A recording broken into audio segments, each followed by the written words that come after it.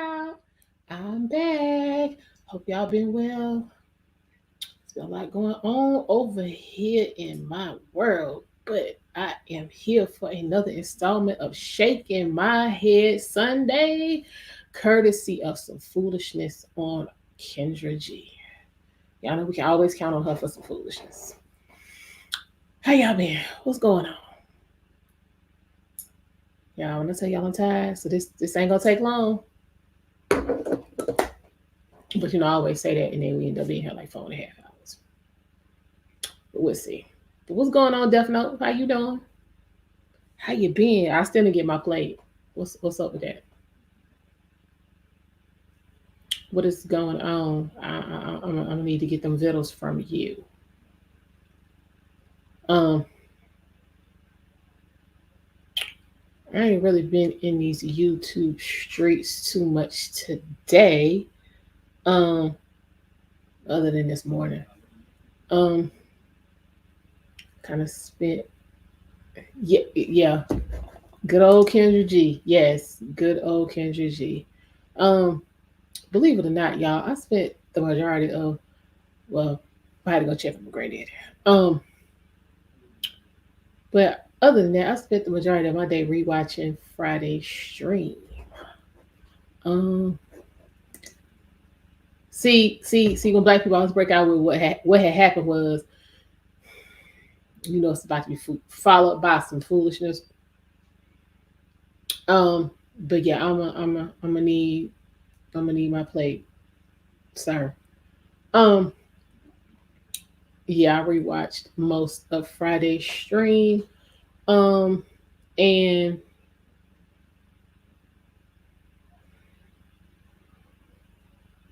how can I say this? I no, I'm sorry. I gotta stand on what I said. Men, black men, you gotta tell us what you need. Tell us what you need so we can give it to you. If you tell us what you need and we don't give it to you, then cut your losses. But again, make sure you're in a position to receive what it is you're asking for. Yes. Hello, Culture Invasion Podcast. How are you, sir? How have you been? You've been kind of MIA. What's going on? You all right? Let me know. Hit me up, sir.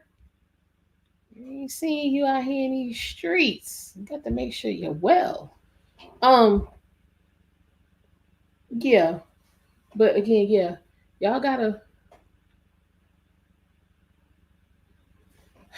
what you say, Death Note?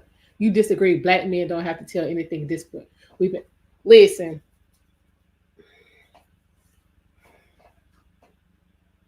listen. Y'all ain't been on the same page. And again, you you telling me what you want might be different from what culture invasion want. So that's what I mean. On an individual basis, black men you need to tell people what it is you want, what it is you need. You been what you say you been good. You got creators block. What's wrong?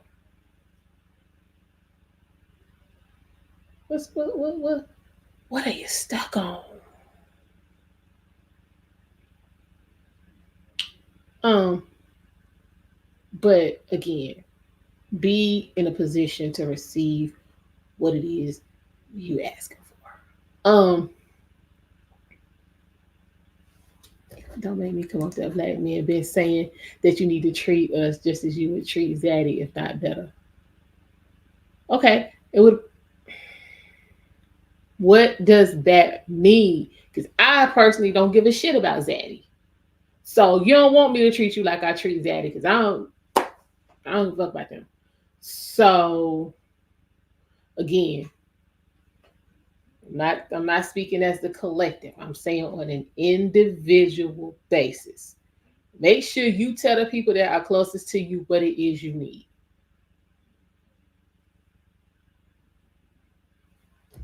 Don't argue when we say we want a feminine woman and give it to them without issue or I don't I don't I present that. Now, granted, most do not. Since we deal with majorities, most do not. I will agree with y'all on that.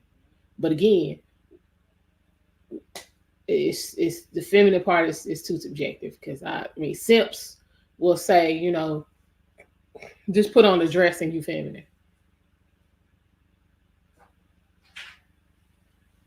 But we gonna tackle that in some upcoming streams. One thing I do want to work on, Death Note, and I need to talk to you about this, is I'm gonna do a show about apologies.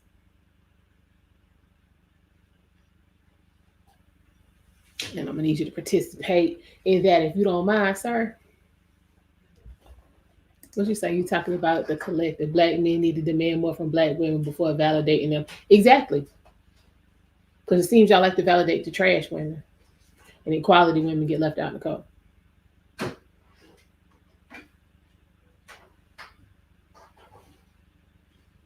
So again, I'm not just speaking from anecdotal experience. I've seen this quite a bit, and so maybe that needs to be a conversation as well. What is the criteria for validation? Maybe that needs to be a discussion. What's the criteria for validation? Well, who deemed these quality women as quality? Their track record. But again, I understand what you're saying because that's a valid question as well. But I asked that question the other night, and folks got tight in their chest. And I was like, when are we gonna, when y'all gonna start vetting and qualifying people before you start vouching for them? There's a lot of vouching going on. Death note, death note, death note, death note. Um, you can go. I asked for some counsel and I received it, and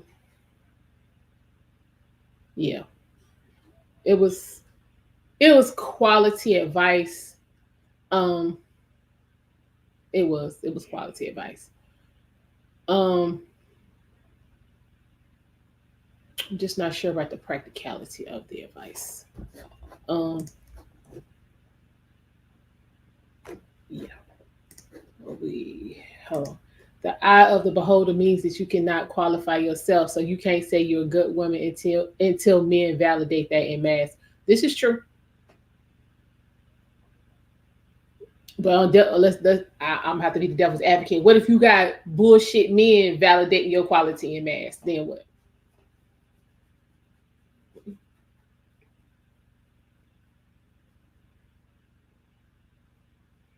Then what? Who's pumping out this advice? I'm a coffee guy, but it sounds like you got some tea. No, I wouldn't. No. Um.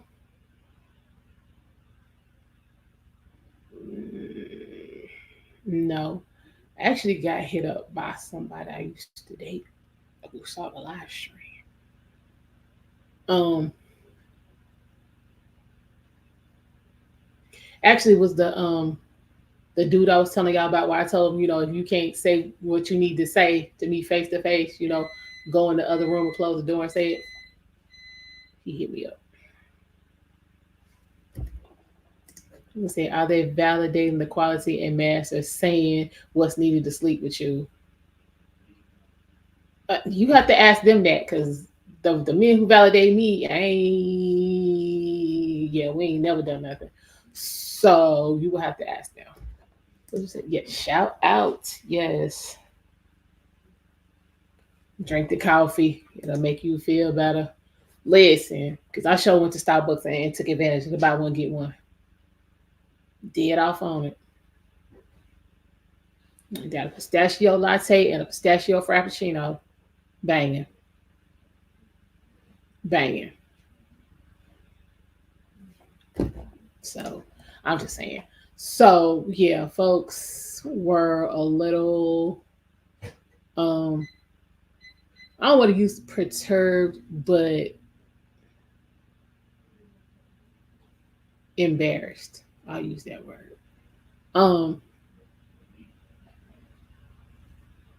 which was not my intention. I just used that particular experience in my life to kind of illustrate the point I was trying to make.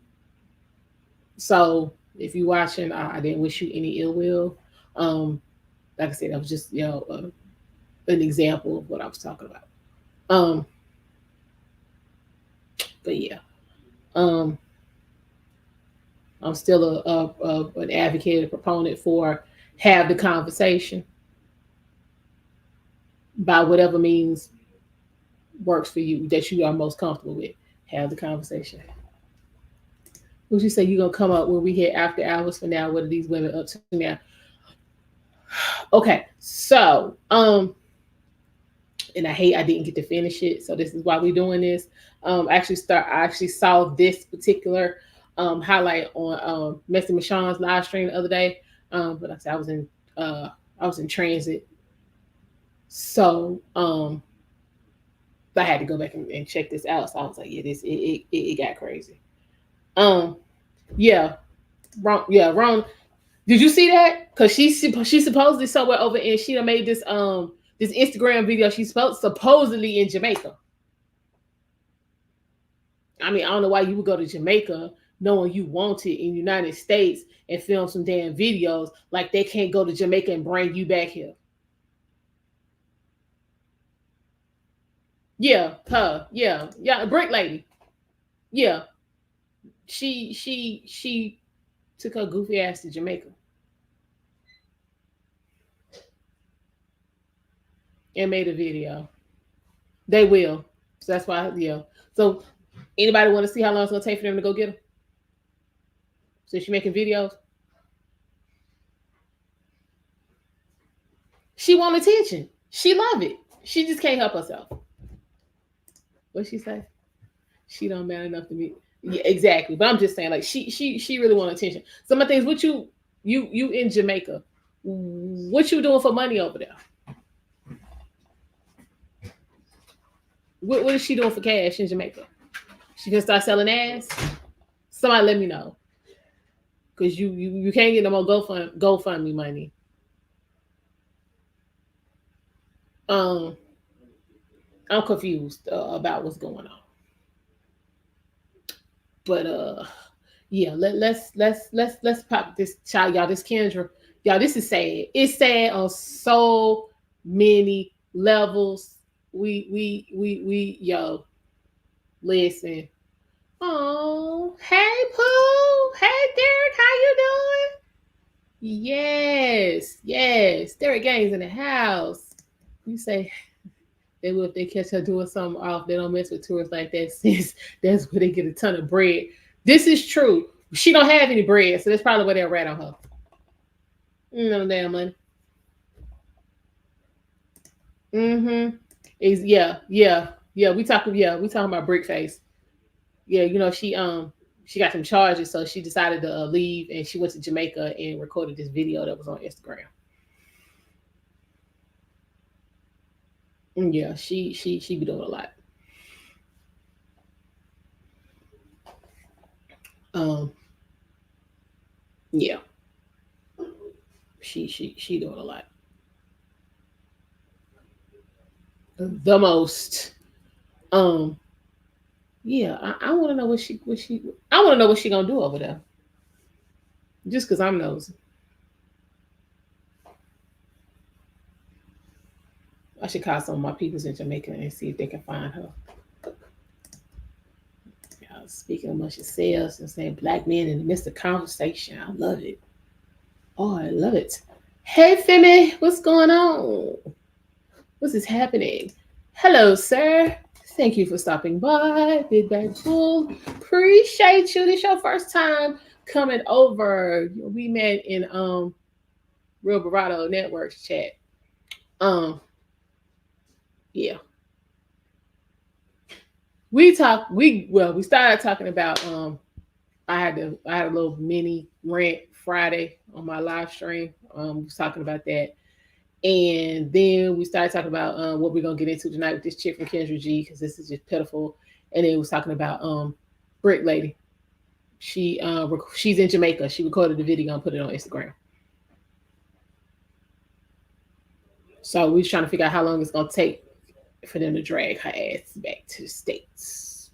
So this is what I'm talking about. Black people, y'all be having them ain't smart moments, but then once she getting on holler about how smart she was, you fleeing, but you decide to go somewhere where you can be extradited.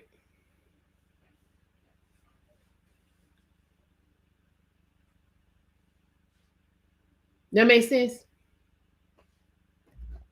Yeah, right. Yeah, sucker born every minute. Yeah, she gonna have some kind of sob story. We gonna see. But we gonna go ahead and get into this Kendra G. Um, I'm gonna let it play until I can't take no more, and then we'll get into it. Cause y'all, it, she can tell you better than I can tell you about it. So let's go ahead and get into it because she had my head hurt, like for real, for real. Hello? Oh, hi, Kendra. You picked me? Are you ready? I am ready. I'm driving, but thank you for picking me. You got to pull over because I can't talk to you while you drive, honey. Okay, let me pull over with my little son in the back seat. With your what in the backseat, honey? With my kid in the back seat. Okay, yeah, you got to be safe. Safety first. Okay. How you doing, Kendra? Are you ready to pull over? Yes. Bring the phone up so I can see the good light. Yes, ma'am. Y'all be in the car watching me. Y'all don't be watching to the road, child. We need the best. Okay, what's Well, yeah, your name? she fraud 42,000. That'll bring her back. This the best light we can do? Yes. E. That's enough light. We Lexus? good. Lexus. Elexus. Lexus. So where are you calling us from? I am from San Bernardino, California. California. How old do you have? How many kids do you have? I have one, a 3-year-old son. Okay. Why are you not with the father? I don't want to talk about him, Kendra. He broke my little heart. Well, you got to tell me at least what happened because the baby's under 5. Kendra, honestly, I was with my baby daddy for 2 years. We lived together. Mm-hmm. We split up for 6 months. We went to a hotel and I got pregnant. And we haven't been together since I got pregnant. Your baby's 3? My son is 3 years old. And he's not involved in his son's life? He is involved sometimes. He has another baby mama that controls the show. Is that baby mama older or younger? I believe she's older. I don't know too much about her. Well, how about this? Is the baby older or younger? Hold it. Before. Listen. Wait. So he has Listen. Okay. So she got a 3-year-old son.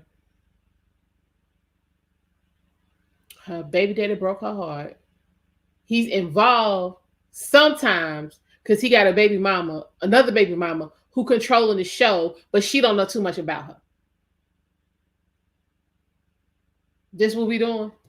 This is in the first minute and 45 seconds. But yeah, her name Alexis. Yeah, she looked like Listen. There's nothing. When we were talking about femininity earlier, nothing. She like a whole dude. Nothing. You said when you get with a nigga who already got that baby. No, definitely no. We ain't even got to that. We ain't got to that. But yeah, so your baby daddy, other baby mama, controlling what he doing with you, but you don't know too much about her. Okay. Yeah, black lips. Yeah, she smoking everything. Black and Miles, cheap ass cigarettes. See what R. Kelly calls cigarettes. She ain't even smoking cigarettes. She's smoking cigarettes. Listen, shit out of order already. We're not even 2 minutes into this, and it's already out of order. Hello, Truth and Consequences. How are you? Thank you for joining us this evening. Oh, thank you. You say so. What you have? So here you have black milk. Okay. I should hope not. Death note. I should hope this ain't what y'all want. Cause we a minute and 47 seconds in, and she already done brought drama to the table. She got a 3-year-old by a dude. They was together for 2 years. They broke up for 6 months, met up at the hotel, and she got pregnant. Now, how all of that sound so coincidental? So now you done had this whole baby. Y'all still ain't together, and then now he got another kid by somebody else who controlling your access to him. Which you don't know nothing about her. Okay. This is what you want us to believe. We're gonna go ahead and hear some more of this. Another baby after your kid. Yes, he has 2 more. He has 2 more after your 3-year-old? Kendra, they're in competition with me for no reason. She thinks those babies are gonna do something. Ma'am, you just said out your own mouth she controlling access. She's controlling his access to you. So apparently them babies doing something, and your baby the one ain't doing nothing. Ain't that what did I hear that correctly? Ain't that what she just said? The chick was controlling access?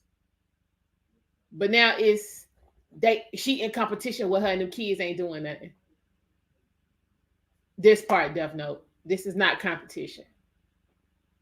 This is at all. But see how we already on the wrong track with this? So I'm literally in here like,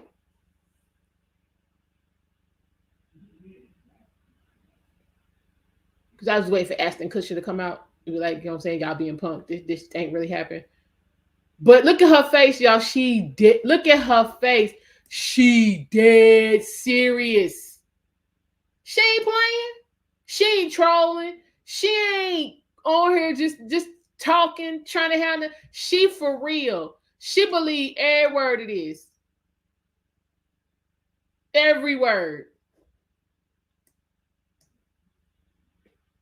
She believe all of this. But let's continue. Well, is he with them? He is, but he's not being the man he's supposed to be. So there's a difference. Who he's supposed to be? I think he's the man he always was. Who was he supposed to be other than who he always been? Kendra, he's a really good man, but he I don't even want to talk about him, Kendra. We'll move forward, but I want to say this. There's no defense of him. This is when you ain't got no answers. Like this is what it look like when you get asked questions and you ain't got no answers. This shit right here. You said he ain't being the man he's supposed to be. So who he's supposed to be? And now I don't want to talk about him. But see, the problem is we let folk get away with this shit. No. So this is where you drill. This is where you double down. This is where you box the motherfucker in. Nah, bitch, who he supposed to be? Who is he supposed to be? And who told you that's who he's supposed to be? Or is who he's supposed to be who you want him to be? Like, can we be clear about what's happening? This part, Death Note. This part. Because good men don't function like this. Good men ain't functioning like this. At least not the ones I know. What you say, Femi? It looks like she not over him. She don't even. Exactly. We what? How far we into this shit? 2 minutes and 27 seconds into this, and we all done figured out she don't need to be on here. But y'all see the title of this bullshit. Looking for a man until she gets back with her child's father. He's the man she will marry one day. Are you serious? Who's signing up for this? I want to meet them. Y'all need some therapy that I will gladly pay for. Hold on, we got some more people in the house here. Culture invasive. Yeah. Child, imprinted ain't even a word. This bitch imprinted, branded, and a couple other things we ain't even thought of yet. It does. Mr. He said, good evening. How are you, sir? Appreciate you for stopping by. Would you say Death Note? Well, she need to get. It's been 3 years. I need her to find another piece because this don't make no sense. Listen, this don't make no sense.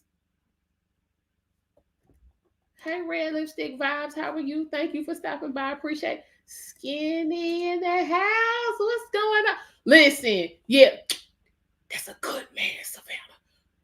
Listen, hell no. I'm on the she want a man until she get. But now then she said a few minutes ago that the new baby mama is controlling access. So what y'all gonna do about her? Since y'all gonna get married and all, what's gonna happen with her? Since she's controlling access, I think she might have something to say about that. I don't know. I mean, maybe I use too much logic and common sense, but if this chick is an impediment to what y'all got going on, what y'all gonna do about it? Everybody speaking. Okay, cool. I'm just trying to understand.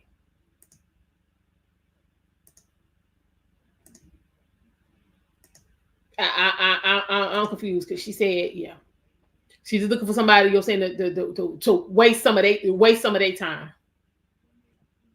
Well, my thing is, man, and you wasting their time. You plan to have sex with this person and getting knocked up again, just so I can be clear about what's going on. You really, it was like, yeah, I intend to waste all of your time. But my thing is, what if baby daddy don't ever circle back? What we doing? Yeah, if he don't circle back, then what? What's happening at that point? But let's see if she explained all of that, because inquiring minds want to know. What you say? This is why conservatives need to come back. Not talking politics, but what is best for creating a black. Listen, yeah, she, Femi, that part. He not coming back the way she want him to come back, but I think he come back scratch that itch every now and then. That's what I think. He double dipping.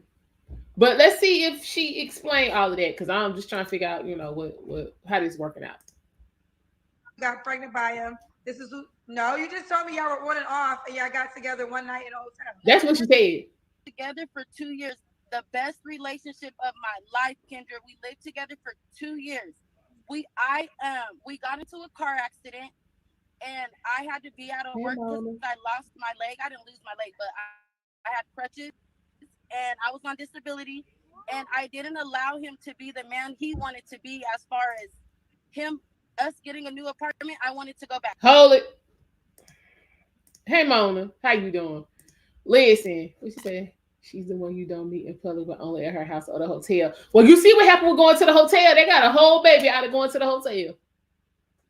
No, they was probably at the motel. They weren't at the hotel. They was at the motel.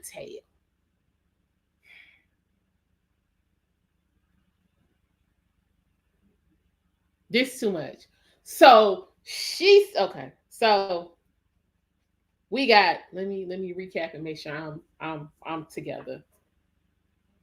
Was together for 2 years, broke up for 6 months, met up at the hotel, got pregnant. Now he got 2 kids since this baby. His baby mama is blocking his access to you, but this was the best relationship you've ever been in your life. And the reason that the relationship broke down is because he said you wouldn't allow him to be the man.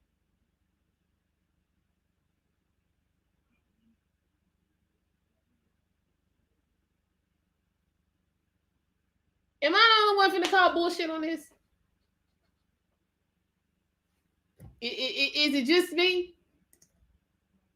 Because I'm confused. This sounds like foolishness. Yeah, y'all. Yeah. Like, share, subscribe, tell your friends, tell everybody. No. When did men, you got grown males, and you got men. When did men, because you said motels have exterior facing doors better for PIs with telescopic cameras, that part. Listen, when men start moving like this, when that happened? When? Cause no. So y'all was living together. What did the car accident have to do with y'all getting another apartment? Or him getting y'all an apartment? Cause see, him getting y'all apartment don't sound like y'all was living together. It sound like he was just staying at your house every now and then. That's what that sound like to me. And cause you broke your leg, why would you want to go home? See, it's too much we done left out of that. But what's going on, Blaze? I appreciate you for stopping by. Yeah, the topic is this foolishness, this Kendra G. This chick says that she just need a man to tie her over until, you know what I'm saying, she get back with her baby daddy because they're gonna get married. That's what's going on, Blaze. She said she need a man to tie her over until she get back with her baby daddy. And we just trying to figure out how this is gonna happen because he got a whole nother baby mama. So we trying to see if she gonna explain how this is gonna work. And what man signing up for this? Signing up to waste time. So maybe she need a man who, you know what I'm saying, just waiting to get back with his baby mama. And they can help each other out. Because right now, I don't get it. But how many women walking around with this expectation, with this mindset that's going unchecked? Like, we looking at her on the screen now, but like for real, how many women walking around like this? What you say, Mom? You trying to change something that a man never wanted in the first place? That's a dead dot. Yeah, put some saran wrap on it. Like for real. Exactly, Defno. We 2 minutes and 58 seconds in, and that's counting the introduction. And we have already turned the corner to fuckery. In these, I'm gonna give them 30 seconds for the introduction. So in these 2 minutes and 22 seconds, we got there, was together for 2 years, broke up for 6 months, met up at the hotel, she got pregnant, he got 2 kids after that, and the baby mama is keeping her from her. And the reason that they broke up after them 2 years is because they was in a car accident and she didn't want to let him be the man. This is what we got.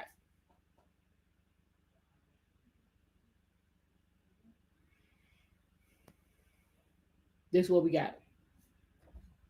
So yeah, let us continue on with the goofiness. She caught up on the comments. Appreciate y'all.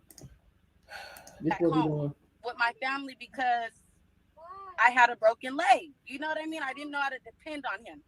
So he's saying that I didn't allow him to be the man he wanted to be, as far as him getting us a new apartment and me going through with moving in with him. But so y'all broke up, him moving in one night and got pregnant. Yes. Okay. So yes. He has 2 other kids now. I'm sorry, what was that? He has 2 other kids after your 3-year-old. Yes, but yeah, he does. And she don't accept my baby. He doesn't accept your baby? The girl doesn't. Oh, the girl doesn't. Okay. Yeah, she doesn't. Okay, listen, you're focusing too much on the other women. I don't focus at all on the other women. I raised my son. He's a basketball player. He's a skateboarder. I have and 3 years old. Keeps me busy to where I don't pay attention to the other women. I just want him to do what he needs to do as far as being a man and a father to my kids. Okay. To all his kids, honestly, to all his kids. You know, I don't mind. My son brags about his little brothers, but I think the woman is focused on me. And like I said, I had a baby with him, so I'm not one of those ones that want to be cool with baby mamas and all that stuff. I don't do all that. Well, y'all do share children that are. But you a baby mama though. But when you already say you don't accept mine, that's all I need to know.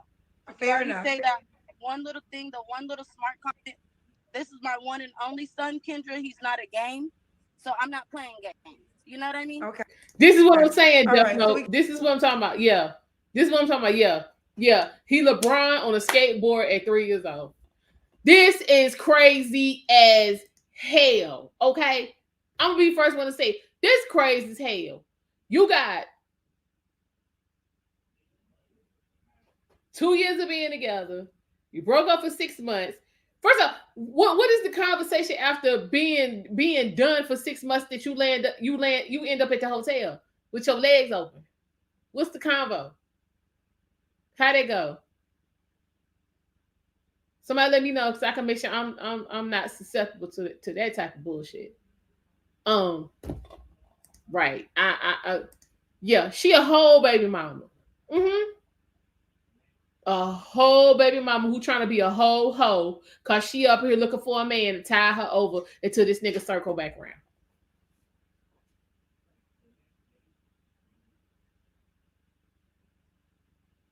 Mm. This don't make a lick of sense. Not one. None.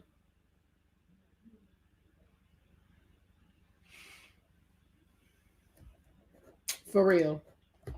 Yeah, this gonna be a whole Tubi movie. Mm-hmm. That'll probably be playing when I wake up out my slumber one night and the TV's still on. This nonsense will be on the screen. And then I come on here and do a review about it and see if it was actually close to the nonsense she talked about. What you say? I love my kids, but I knew they wasn't LeBron when they was 2 and 3. This is what I'm talking about. This is what I'm talking about. He roller skating and skateboarding and basketball and all this different at 3 years old. Man. Yeah, it'd be a hard movie. I'm saying because you need 2 dudes and a woman. So you need a dude to play her because she rough. I'm sorry. Y'all, I don't give a shit if you tell her. She rough. She rough. Look at this profile. Look at this, y'all. She rough. She rough. She rough. Rough. You need a dude for her, a dude for the baby daddy, and then a chick for the other baby mama. So I mean, it'll be you keep the budget low. We're here for real low budget Tubi movie. Y'all can probably pull this off about $2,000.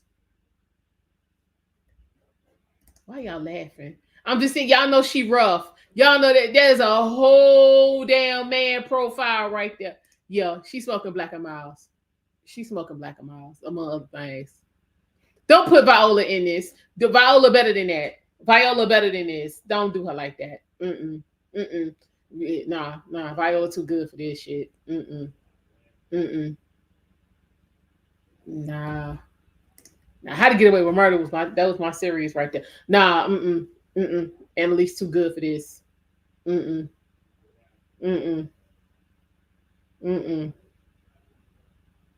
Nah. Yeah. You know some of this type of time right here.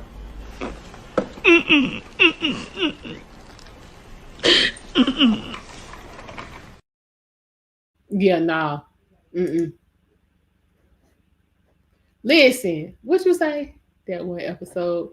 You told me she took all her makeup off. Still, we ain't gonna do Viola like that. That's disrespectful. Yeah, that's disrespectful though. Child, yeah, Taraji needs some money, but Tubi she ain't gonna get it messing with Tubi. Not for this. Yeah. What do you say? Taraji too cute for this? Yeah, way too cute. We need we just go get somebody off the street and be like, look, we got a project for you real quick. You know what? She really could. You know, she really could.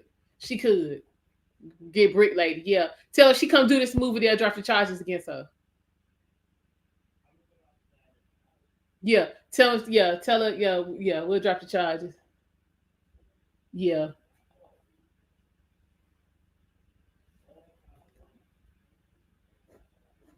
Yeah. I'm in a bind, Nate. Listen. She looked like she like she been in a bind for a minute. She like she her whole life been a bind. Seriously, this shit don't make no sense. She rough, sweatshirt. I mean, she a whole dude. She got the hoodie on. She got the struggle braids. Y'all see this shit? She got the Cleos. Ain't got no hair. Like the fuck? Like being pregnant and grow your hair? Now I mean from my, you know what I'm saying, no experience, you know what I'm saying, with my friends and family and things. In the beginning, their hair fall out, but hell, by the time the baby get here, it be hair every damn well. What happened with her?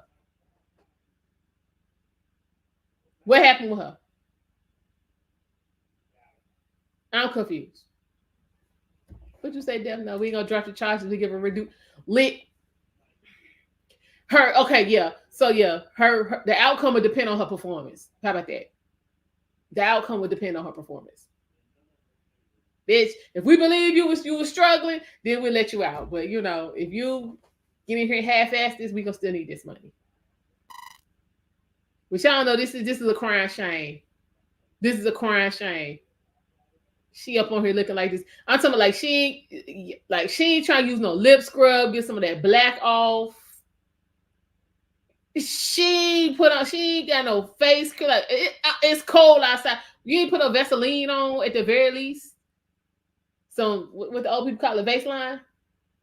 None of that. Like damn. What she say? Yeah, her son. Yeah, he a sports star in the hood. Nah, we're not putting Whoopi in that. Nah, hell no. Nah, child. Whoop, yeah, that's disrespectful. That's for real disrespectful to Whoopi. We're gonna do Whoopi like that. Nah, shit. Whoop, nah. This shit out of order. So that's some chicks down the street from here that can handle this. But let's continue on because this done hurt my damn feelings. She's sitting up in here talking all this with these damn struggle Cleo braids. This look like the braid down before you put your wig on. That's what this looked like. The braid down before you put your wig on.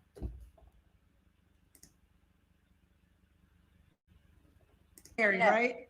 How old are you? I am 32. I just turned 32 January 7th. Damn, that's So a you're hard a 32. Capricorn. What do you do for a living? I am a CAPS teacher. I work with the youth. I work with the kids. You work with kids. Yes. So we got Alexis, California, mom's a 3-year-old. Never married? Have you been married? Say what? You said you're gonna marry. What happened? I'm gonna marry my baby daddy, my son's father. You're going to marry him? Yeah. What do you mean that wasn't a question? Wait, hold on. I'm so confused. You plan on marrying your child's father? I am going to marry my child's father. So why are you calling me, honey? Because that's not going to be no time soon. I still got 5 years to play, Kendra. Girl, this man don't want to marry you back. Hold it. Hold it. She said,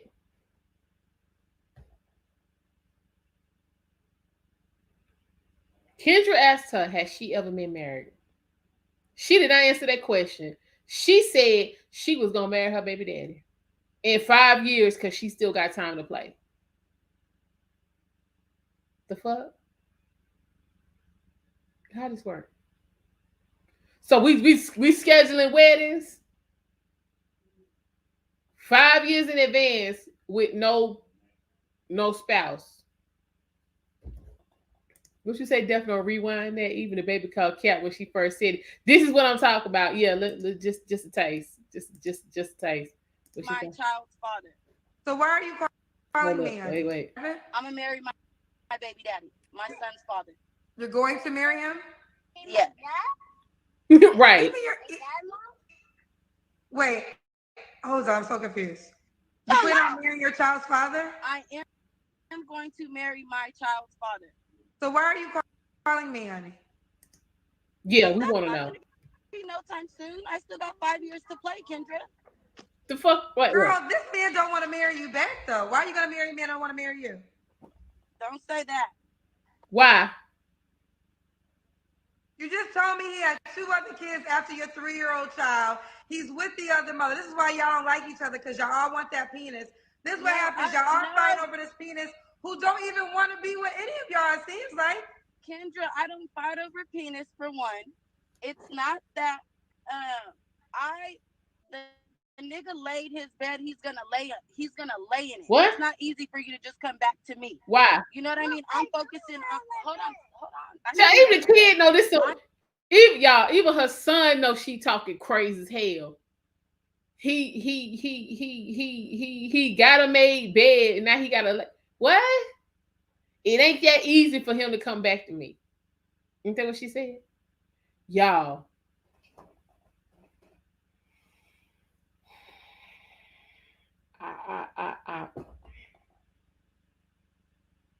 This sad. This is sad. Like, seriously. All jokes and kidding aside, this is sad. Like, how do you fuck carrying a torch? How do you construct this type of torch for somebody? How? How? Which say when the baby got more sense than you at 3, he might be the next LeBron. You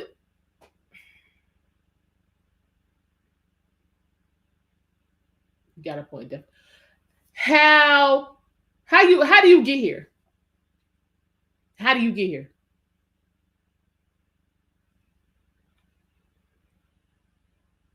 She said she gonna marry her baby daddy in 5 years.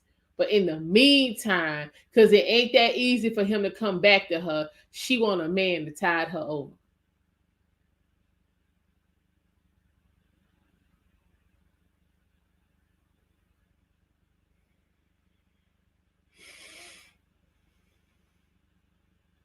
I really? Really?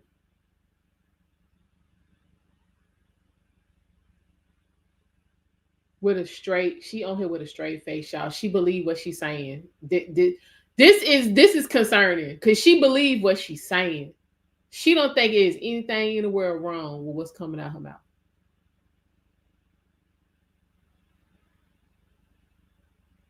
This is what we call a problem. She don't think anything wrong with this at all. I am focusing on me, Kendra. I'm learning how to be a mom. I can't be a baby mama. I can't be a. You are a mama, and if you're focusing on being a mama, then what you looking for dick for? So that's where I'm at. Okay, listen, but my thing is this. What do you mean you're marrying him in 5 years? Like, has that been a conversation? What are you talking about? That's my husband. That's just what I think. I've been with him since I was 15. So I hope you ain't with him though. You know what I mean? That's who I hope one day that I marry. When he gets his life together, when he's able to speak for himself and to be a good father to all his kids, not half-ass. That's half-ass. My dad wasn't like that. You know what I mean? What happened to you? Kind of different. Be a man he's never been in his whole entire life. Kendra, my baby daddy could be a good man if you get the right female. You're putting the words good and bad in front of adjectives. I'm not. All I'm doing is telling you what you're telling me. And what you have told me, the man you just described has never been your baby daddy. He's never been this father figure to all of them. He's not even with you. To mine, it's too much. Let me ask you a question though. Okay, even if this is the case, what is the point of you calling me right now? Because my show's about finding somebody else. Kendra, because I'm looking for a man. I'm single. Because what? I'm looking for a man. I am a single woman. So you want to find a man that would be like a placeholder until you and your baby daddy get back together? No, Kendra, I'm really looking for a man that's gonna help me move forward as far as getting over that man that I want to be my husband. That's a lot of responsibility to be trying to put on somebody else. This shit don't make no sense. But it will help me understand more of the mindset. Hey, Brian, and I'm not trying to be disrespectful, but do you do drugs? I do not do drugs. I smoke marijuana. You should check with your dealer to make sure it's not laced with anything. Damn, Kendra. Wow. I mean, for real. Cause something you gotta be in an altered state to be sitting up here talking about you gonna marry your baby daddy in 5 years, but in the meantime, you looking for a whole nother man to help you move forward for these 5 years, so you can then circle back to the baby daddy and marry him because you've been with him even though you not with him since you was 15 and you just turned 32.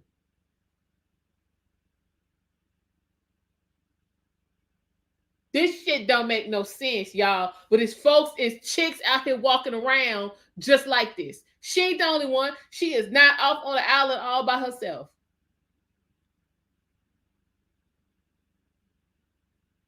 Out here looking like all my life I had to fight.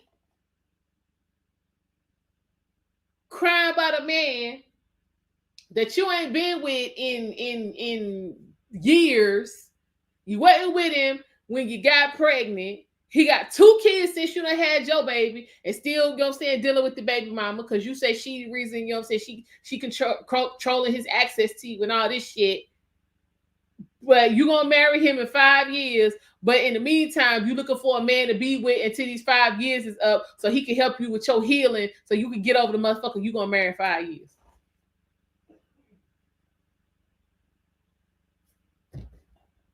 Yeah, ain't none of that gonna help. Healing, counseling, yeah, none of that's gonna help her. But yeah, no ding-a-ling. That probably, new dick probably ain't even gonna help her. This is what I'm saying. How do you construct this kind of torch for somebody? Even the kid know this shit crazy. The 3-year-old know that the 32-year-old don't make no sense. And we ain't done. This shit crazy. Let us continue on. I'm tired, and I ain't even carrying the torch. I'm tired for. Like, for real, y'all. What kind of pain you got to be in for this? Because this is not some, y'all got into a car wreck and you wanted to move home. So he was like, fuck the relationship. You ain't letting me be a man. I'm out. That ain't what happened. That is not what happened. So what really happened? This is what you got going on. This is where you are presently as the state of mind. What happened? I want to know. It's not laced with nothing at all. I work with. Do you hear you? Okay, let me ask you a question. Do you even hear what you're saying to me? Does that make sense to you? Like, I'm gonna listen. I'm gonna be you. I'm gonna be you. I'm gonna be you. I got 3-year-old in the back seat. His father has 2 other babies under the age of 3. I'm on your show, but I'm gonna marry my baby's daddy in about 5 years. So I need you to give me a man right now. That's what you want me to do. Kendra, you asked me have I ever been married, and I'm just telling you, since I was 15, I always felt like I was going to marry my son's dad. Okay, so that I'm always going to feel like that. That's somebody that I want to marry. If somebody comes and changes my mind, that's fine. But in my heart, that's who I really want to be with. I'll never give up on that. I'm not saying that we're going to be together today or 5 years from now. I'm just saying, like, that's where my heart is at, is with my son's dad. No matter what we're going through right now, we're all going through something. You get what I mean? But in my heart, that's just where my heart is at right now. But I'm still single. So, okay, well, all that being said, why the hell would a man date you knowing that your heart is with your child's father? That part. Baby's sweet. You have a child together. Why would any man want to date you knowing all that? Okay, I don't know, but I appreciate you adding me. I got to say I don't know. I appreciate you adding me. No, we don't know either. Okay. I'll be ready for you next time. But no, that's just where my heart is. My you don't gotta call back. You don't gotta call back. Please don't call back. You don't gotta call us back. Please don't call back. Figure out what your child's father. Okay. I think that's where if listen, I think you got some deep root issues. I don't think I can help you. I mean, you on the show saying you want to marry your baby daddy. He got 2 kids by 2 other women, your child 3, and you think some man with any type of brain is going to reach out to you, honey? Kendra, you'd be surprised who would reach out to me, Kendra. That he's worthless. Whoever reached out to you is worthless. And he just wants to have sex with you. Oh, no. Thank you. I don't give out pussy. Really? Okay. Well, and my son, take care of you your got a whole post breakup baby. Well, I got to take care of your baby, child. Take care of your Please baby. do. He's really good. Can you? Please. Child, why are you playing with me on this good ass Wednesday? Why are y'all playing games with me on this good ass Wednesday? If you just tuned in, this is what I'm saying. Cause ma'am.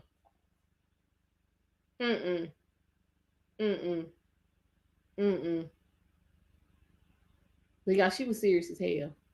That is the issue. She for real about she gonna be with this man. She gonna wait it out. 32 years old, and this is her plan for her life and for her son. I'm gonna wait out this other chick, and I'm gonna be with my baby daddy, who I wasn't with when I made him my baby daddy. And I'm gonna deal with dudes and waste their time in the meantime, between time, while I'm waiting on my baby daddy. And I don't see nothing wrong with this. This is her mindset. This shit is a whole problem. This is way more common than we think. This is just one of the rare instances we've gotten it on video for us to look at. But it is plenty of black women out here with this mindset. Right. It's sad. Sad for real. You say she didn't leave the IG. I'm kind of interested. Who doesn't want a baby mama with unruly kids who's waiting for the next dude to choose her? I think. Well, you go ahead.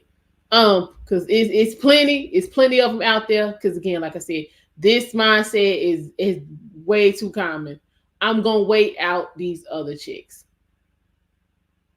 But there has been zero indication that this man is wanting me. Because again, they went together when she got pregnant. Let her tell her they had been broke up for 6 months. It probably was longer than that. So I don't understand how because I don't know about nobody else, but hell, the 6 months I still be feeling some type of way. Whatever I was feeling at the time that the thing ended, yeah, I probably still some version of that. So she was still in love with the nigga. You just gonna go to the hotel?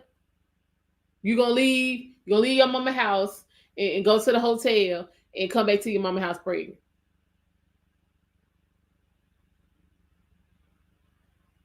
This is a problem.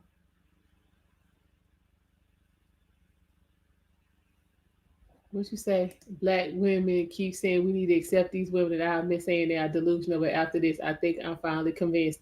They listen. I am not an advocate for accepting that bullshit. What I am an advocate of is not lumping all black women into the same category. Now I am an advocate for that. And sometimes y'all gotta let black women handle black women, just like y'all black men need to handle black men. So while y'all over there vetting and validating the black men, let us handle the black women over here. Because this shit, it's a different language. Bitch checking is different. Because this is pitiful. It's too many with this mindset. Way too many.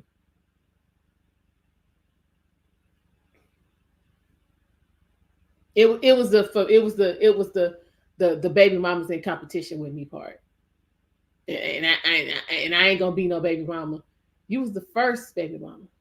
So what? Long as you don't want with the kids, you ain't no baby mama. Is that the mindset now? Y'all have to keep me abreast because I'm not a baby mama and I'm not a hoe out here in these streets. So I have to rely on y'all here at YouTube for that information because that ain't me. This right here done done it. This has done it for me.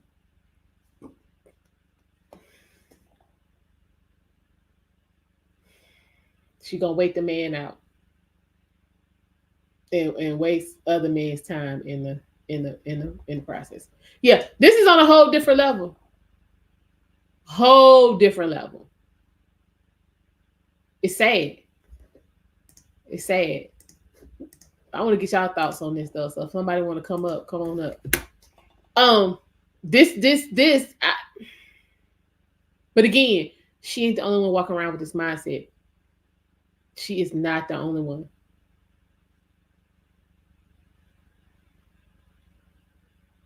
So my thing is, okay, she been dealing with this dude in some form of fashion since she been 15 and she 32. Has she had any men other than him?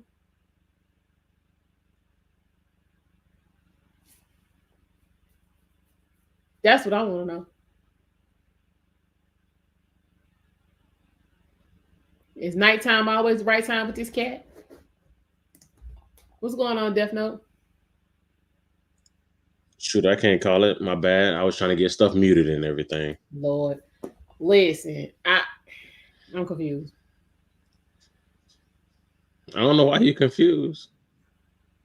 I just how you have this type of, how you carry this type of torch? Man, look, a lot of these women, man, they special. Yeah, she said she gonna, yeah. But I mean, just the expectation to waste somebody else's time in the hopes that this dude circle back around. When he's giving you no indication so far, from based on the way she was talking, that that's even gonna happen. Yeah, I think it's one of those things where she got digmatized, and she's stuck. It is what it is. I mean, but these are the same things that every guy talks about, talking about Pookies and Ray Rays and all this other stuff, whatever the case may be. Now, whether or not guys actually understand who Pookie and Ray Ray are and stuff like that, or if they ever had those issues, are a different conversation. But this is what we talk about. Like, some of these women are choosing the types of men who will be of no benefit to them whatsoever. And these very same dudes who are sleeping with multiple women, who are serving as the basis of the communities, serving as the basis for black men, and saying that, oh, okay, well, this is what black men are. Because I assume that dude was a black man. Mm-hmm. So that's the problem that I have is when guys are coming out here and saying, hey, y'all all sleeping with the same dude. I mean, this is kind of one of those things. How he got, this is a prime example. four different kids, 2 different baby mamas, and they both fighting over him and talking about how he gonna come back to him and he gonna give them everything and all this other stuff and gonna get married and everything else. Mm-hmm. It's foolishness. And this is why I keep saying that women and men alike need to date people where they are, not on where they can be. Okay, Femi. So how are we not being fair? If she was 15 and he was 15, that'd be different if she was 15 and he was 45. Then okay, then yeah, that's something different. But I seriously doubt they was together from 15 to 28.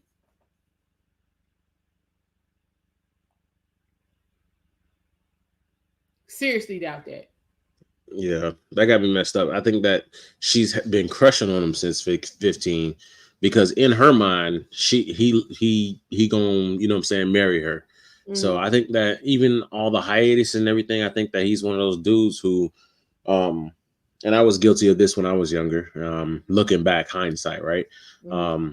Probably one of those dudes who, you know what I'm saying, smashed the guts just because she allowed it. And literally it was one of those things where, shit, when other things dry up, I know I can go ahead and run back this way. So she probably fell into that category and was convinced that because the dude was willing to sleep with her, that he was also willing to be with her. Mm-hmm. Yeah, we do tend to get those two confused. Where if we're operating correctly in honesty and maturity, that's what it would mean. But we tend to want to go from A to Z and then come back and cover B through Y. Yeah, I think there's some communication that's needed there to actually make that happen. I don't care Mm. how people feel. If there's no communication talking about you finna go from, you know what I'm saying, just sleeping together to actually being together and actually trying to think about marriage and all that good stuff. If there's no communication on that, that shit Mm. ain't happening. True. This is true. I mean, it's sad once you know what I'm saying, get caught up in that, especially when you don't have the emotional maturity or any kind of guidance to get you out of that. Like she's stuck. She'll probably be 42, still talking the same. Now I'm gonna wait him out nonsense. Yeah, but she'll be all right. And the problem is that I can almost guarantee that the people in her circle have the same beliefs or same mentalities and so on and so forth. So when they Mm-hmm. tell her, "Oh, girl, you know she ain't shit," and this and that, da da da, da, not looking at what he's doing, Mm-hmm. and if they are looking at what he's doing, I wouldn't be surprised if those same women were hoping that they can get a chance or have been, you know what I'm saying, with him or talk to him or whatever the case may be. Mm-hmm. It's a weird dynamic that we have, right? Um, a lot of people, especially, well, sorry, there's a lot of women out there who don't necessarily have your best interest at heart. Exactly. It is what it is. They like to call themselves friends and so on and so forth. But to a lot of the young girls out there, I would say a lot of your friends don't have the best for you in their hearts. The only Not at way all. that they have that in their heart is if they're on those top categories. And even then, depending on what you possibly stand to gain outside of them, they Yeah, have a they don't problem want with that it. for you. Mm-hmm. Ain't that the truth?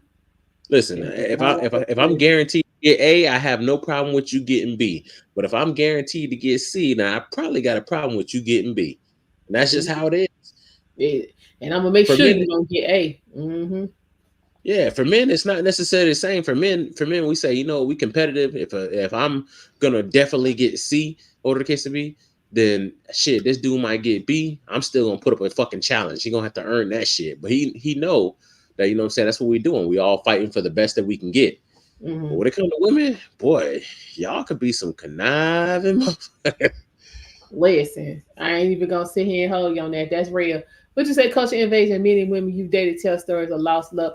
Okay, so I think everybody, correct me if I'm wrong, Death Note. I think everybody, including men, have a lost love story. Now you shouldn't Yes. have 7 and 8 of them, because that means you don't know what the hell love is. But I think everybody has that, you know what I'm saying? I'm gonna give you two.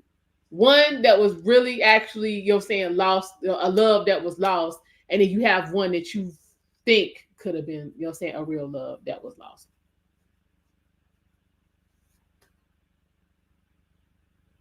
That's what I think. Um, Yeah. but yeah, you shouldn't have 7 and 8 and 9 and 12 of them, and just like I talk to chicks, every dick you had wasn't good. No, we're not gonna tell that lie, because the law of averages proves that to be complete bull. So yeah, we ain't gonna do that. Yeah. But yeah, I don't, and that's the thing. I don't understand. Maybe because I don't do it. Like I don't really discuss past relationships with somebody I'm trying to establish a new one with.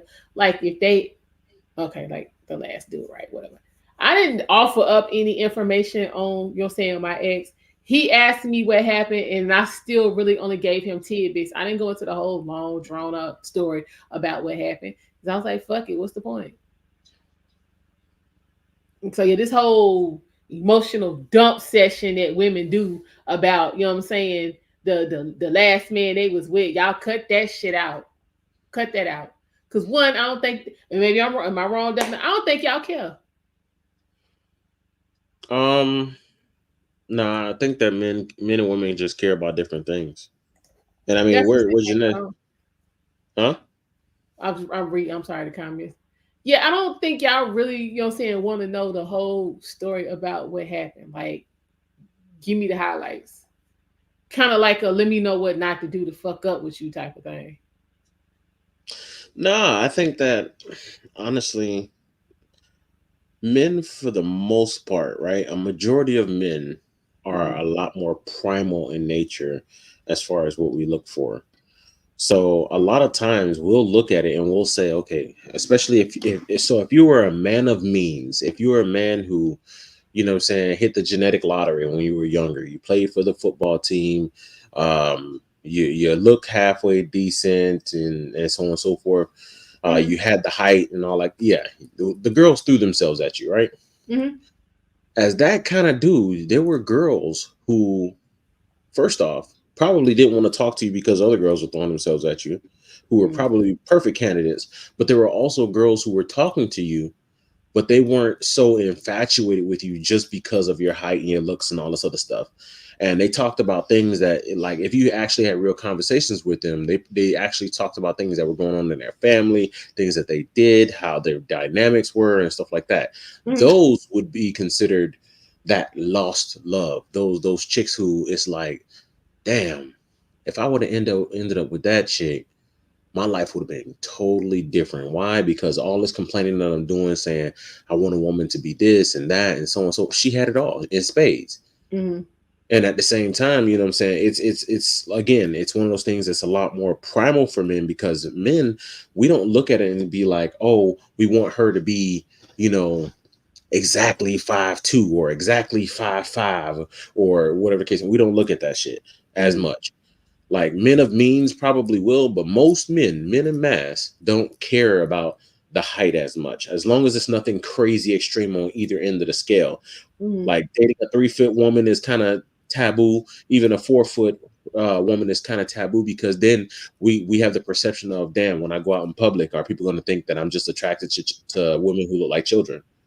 And Mm-hmm. then, you know what I'm saying, if it's something that's freakishly large, and I'm talking about a woman who's out here that's 7'5" and stuff like that. And yes, I say that freakishly large because it's so far beyond what the average is. Mm-hmm. You know what I'm saying? Then it's an issue. Men don't care about none of that stuff. As long as you're average in most aspects and you're able to do the things that genetically would allow us the best opportunity to pass on our lineage and so on and so forth, 9 times out of 10, that's going to be the most attractive thing to most men. Okay, So that makes sense. when we look at lost loves and stuff like that, those are the biggest things that come to mind. Yeah, there's women out there who blew our minds sexually, but guess what? They ain't here today simply because everything else, all the intangibles, just weren't there.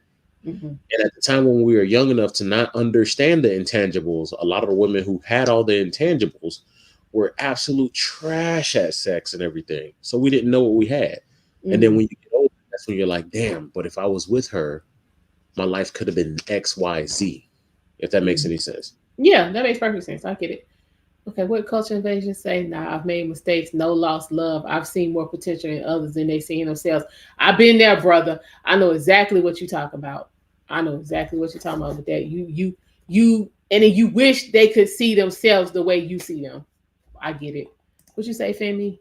Talking about, yes, she dumb, but he knows she's dumb. He knew that since they were 15. He knows he has her wrapped around his finger. Facts. All right.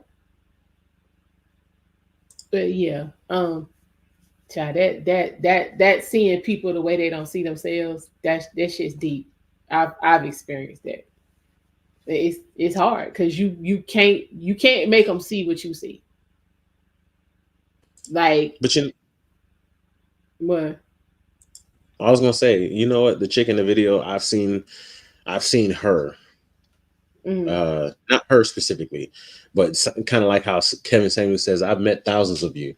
I've seen her hundreds of times. mm, She, a woman who, she didn't necessarily get a shit ton of attention of males of a certain caliber or a certain look or whatever the case may be. mm, And then when she probably finally got that, the fact that that dude talked to her reshaped her entire life. Just like a lot of these influencers, and I put up the air quotes. Mm-hmm. There's a millionaire that who's like, shit, fuck it. She on Instagram. I hit it. He hit it. And now all of a sudden she thinks that the only thing that qualifies for her is millionaires. Yeah. So I think that that's kind of one of those situations where she wasn't getting the attention, especially probably in high school. And at 15, when nobody else was looking her way, this guy Here he gave come. her attention. Yeah, Mm-hmm. he might have been halfway popular because obviously he's jumping from woman to woman. He might have been halfway popular or better, and it's just like that's what I qualify for. And all the dudes who probably coming along after that ain't really looking at it for, you know what I'm saying, like that. Mm-hmm. I mean, the game is what the game is, man. It is. So, do you think anybody hit her up after her being on Kendra G? No, absolutely not. I think that the only person who probably hit her up is somebody in her family tell her to ask her what the hell she was thinking. But aside from that, I don't think anybody actually hit her up. What Philly said this is completely opposite from what these red pill videos are teaching men. What's the complete opposite? I'm not sure what part. Yeah, that was about to be my question. Because also a lot of these dudes on these podcasts, as far as red pill, I'm gonna be honest with you. A lot of these dudes ain't getting the interaction and the social interaction that they try to convey that they would be. Mm-hmm. A lot of these dudes, a lot of these dudes are cornballs. In high school, they never got pussy. In college, they never got pussy. Excuse me, sorry, they That's never right. got the guts. Yeah, they never got the guts in either of those situations. And so, she is. yeah, She really is culture invasion. Yeah. I mean, it's sad. yeah. But again, like I said, she is representative of a lot of black women out here today. And that is the problem. That is the whole problem. This is why we have some of this 75%. But how do we begin to get these folk on the right track? When Kendra was asking her some basic questions and she was like, nah, fuck all of that. Look, what I'm telling you is gonna happen is you gonna help me find this man to tide me over until me and my baby daddy get together in 5 years and get married. Once he get rid of this baby mama and these 2 kids he got. Cause she mean that. That's the problem. She mean that. I mean, honestly, there needs to be men out there who say, and I'm not trying to put the blame on men, but there needs to be men out there that say, you know, listen, this chick has all these trash qualities.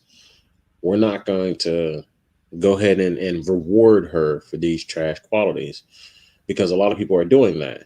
And a lot of these women who have a lot of these views, I mean, men too, a lot of men and women who have a lot of these super outlandish, aren't good for any community or any person views. Mm-hmm. Me personally, I think, hey, let them live their lives, let them enjoy themselves. But then, you know what I'm saying, hopefully they don't procreate and they can go ahead and pass away, and we don't have to deal with that being carried on as far as lineage. One of the things that nature has done quite well is that it's always removed traits that were not beneficial to ourselves. This whole intellectual revolution that we're in right now has skewed it quite a bit, but most times that's how that happens. Just like you have 2 people of the same sex or gender, because they're both the same for me, but as they get together and they try to have children, typically that don't happen. So unless they go outside of that, they typically will die off and carry their beliefs and thoughts with them. Okay. So Femi answered the question. She's saying what you just said, men won't. As long as a woman is average in most areas, that's good. And what she's saying is in most of the red pill spaces, I guess, that she's frequented, average ain't good enough for them. It's because who's defining average? So the problem is that when you have a cornball who's defining average, he's going to define average as a woman who's stellar, and she, you know, every time he comes home, a meal is ready and she's massaging his feet and the house is cleaned and all this other stuff, whatever the case may be. Those are above average women. But they speak about it as though these are average women, that everybody and everyone would be able to get this kind of person, and everything that's not that is not, you know what I'm saying, worthy. And I get it that we're in a modern society where, you know what I'm saying, a lot of women have these expectations, but when expectations are placed upon them, or the case of me, there's an issue. I get that portion. I get that whole portion of the manosphere and their movement, the red pill movement, and so on and so forth. What I do not get along with is the fact that a lot of these dudes, again, who are cornballs, are trying to make it seem as though every man qualified for the same type of woman. It's a sliding scale. If I was a multi-billionaire and I had to demand that the woman that I'm with or not cook, clean, wait at my every direction, hand and foot, and be beautiful and so on and so forth, I have the right to demand for that because I have the resources and everything that most men and women would look for. I'm able to carry on, you know what I'm saying, my lineage and so on and so forth. All these things that women are looking for, whether it be conscious or subconscious, I have it. But if you're a dude who's, you know what I'm saying, living near the poverty line and all this other stuff, or the case may be, you driving a 300 or you're driving a Lexus, you know what I'm saying, LS, or whatever the case may be, literally, you can't demand that a woman wait on you hand and foot and also work to bring in income and do parts of your job. I think that as we go down in income, that there is a trade-off. And if you look at it, my prime example right now is Hispanic women. And when I say Hispanic, it's not the proper term if you want to go through history, but it's what we call it now. So if I talk about like Mexican women, Cuban women, women from Venezuela and stuff like that, Argentina, if we talk about these women, when you look at it, a lot of these women are willing to work and do all these other things, but they grew up understanding that the world is a harsh place, and that if they can find a man who's able to protect and provide and provide just the bare essentials for their protection and for their offspring, they're willing to help whenever they can. And that's the biggest point that we don't have now. But again, our society is different. Okay. I get it. Which I completely agree with. But yeah, I have to piggyback on what Femi's saying. Most of these red pill spaces, like as long hell, you could be making $50,000 a year as long as your ass, you know what I'm saying, is a black man and you working, you supposed to have the damn cream of the crop from the women. Because I'm like, what happened to you get out what you put in? Culture, there's no such thing as equality. True. Only time there's equality is in math. Math and science is the only place where you can create equality. Other than that, you don't have equality. This is true. What did he say? Culture invasion. Equality level the playing field for Asians. No one has the right to demand anything in the first world. Okay. And Femi's agreeing, saying this is a sliding scale. You say my 66-year-old still works in the third world, walks miles to the bus stop. Listen, you gotta do what you gotta do to get what you need.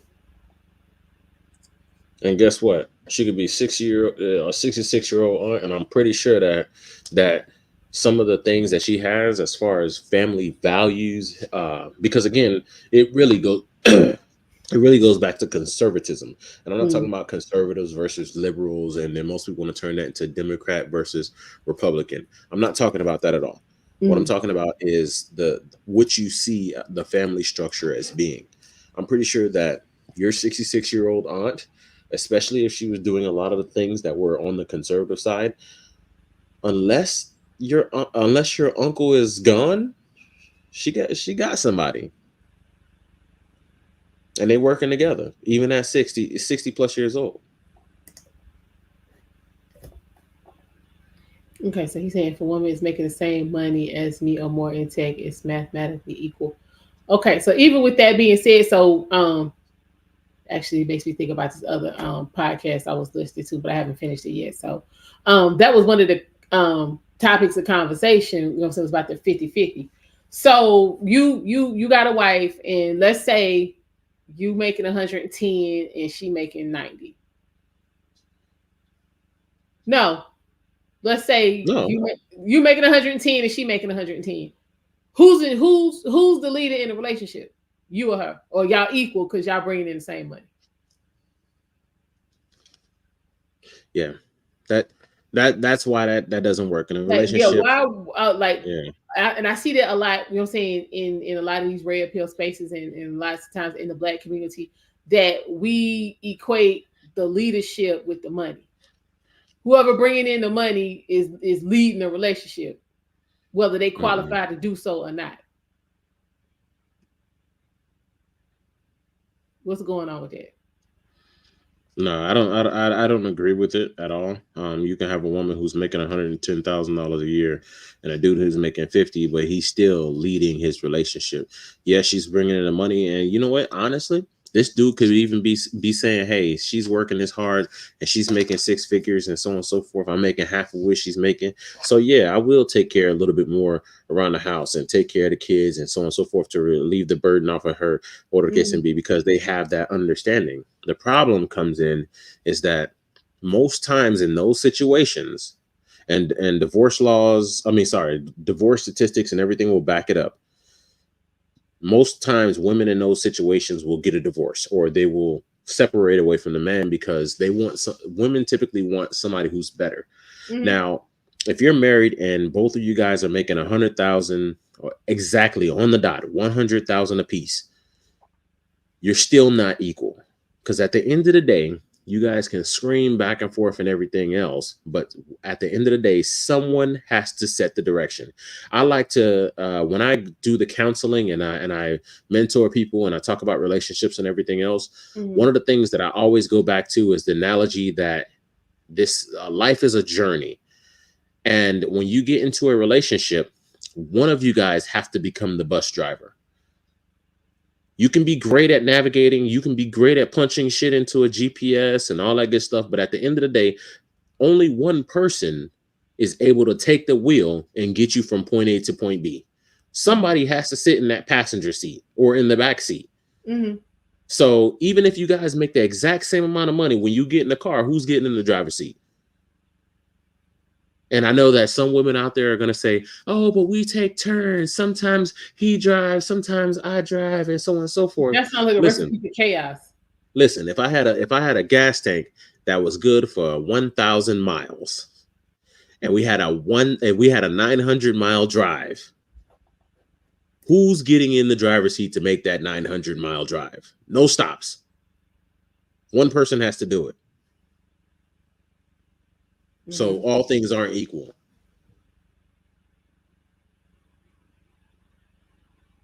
Okay, so he's saying a woman as the leader is not a natural fit. That dynamic is a special case alone. The natural order is the man. So it don't matter if that man making $50,000 a year or he making $200,000 a year.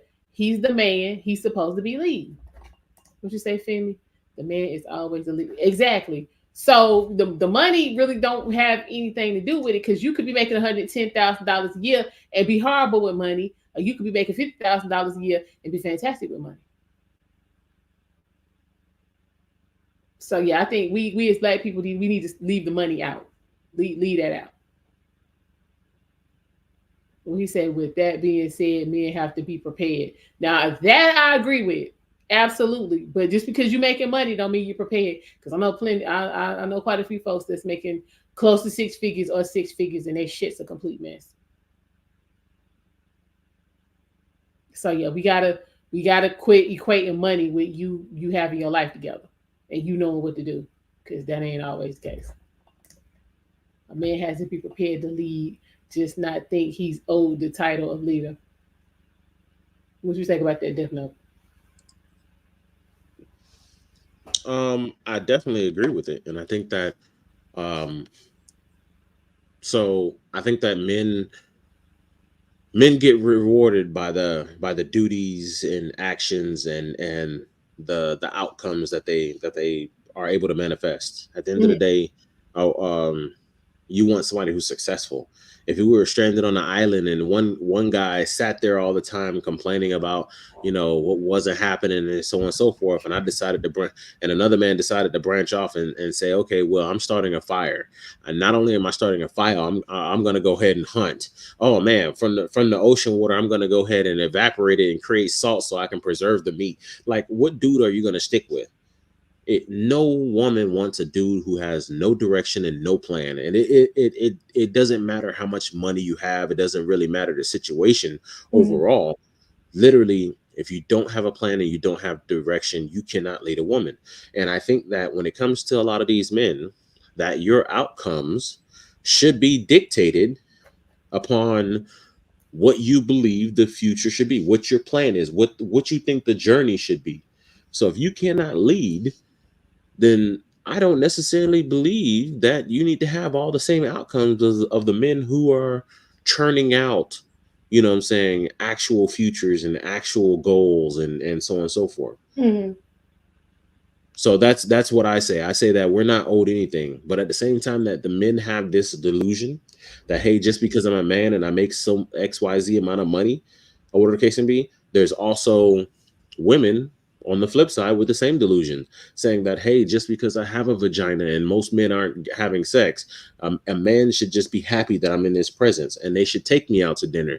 And when they take me out to dinner, they need to spend $400 or $500 or whatever the case may be, because that's what I saw on Instagram. So both sides of the coin are messed up. I was gonna curse there. I'm gonna say both sides of the coin are messed up, and we need to get something together. And people need to start understanding what their value is. And when I say their value, I don't mean your value as a human being, saying, because obviously all life has some value, maybe not the same value, but some value. But people need to understand that, hey, if, like, for instance, as a man, if I ain't got no job and what I'm saying, I'm jumping from couch to couch and so on and so forth, I don't deserve a Holly Berry, period. And if I'm a woman who I look like Precious before she started, I knew you was gonna say that. Ooh, I knew you was gonna say that. So I was gonna say Viola Davis in that episode, but obviously you felt some kind of way about that. But if I look like Viola Davis, especially in that episode, I don't necessarily,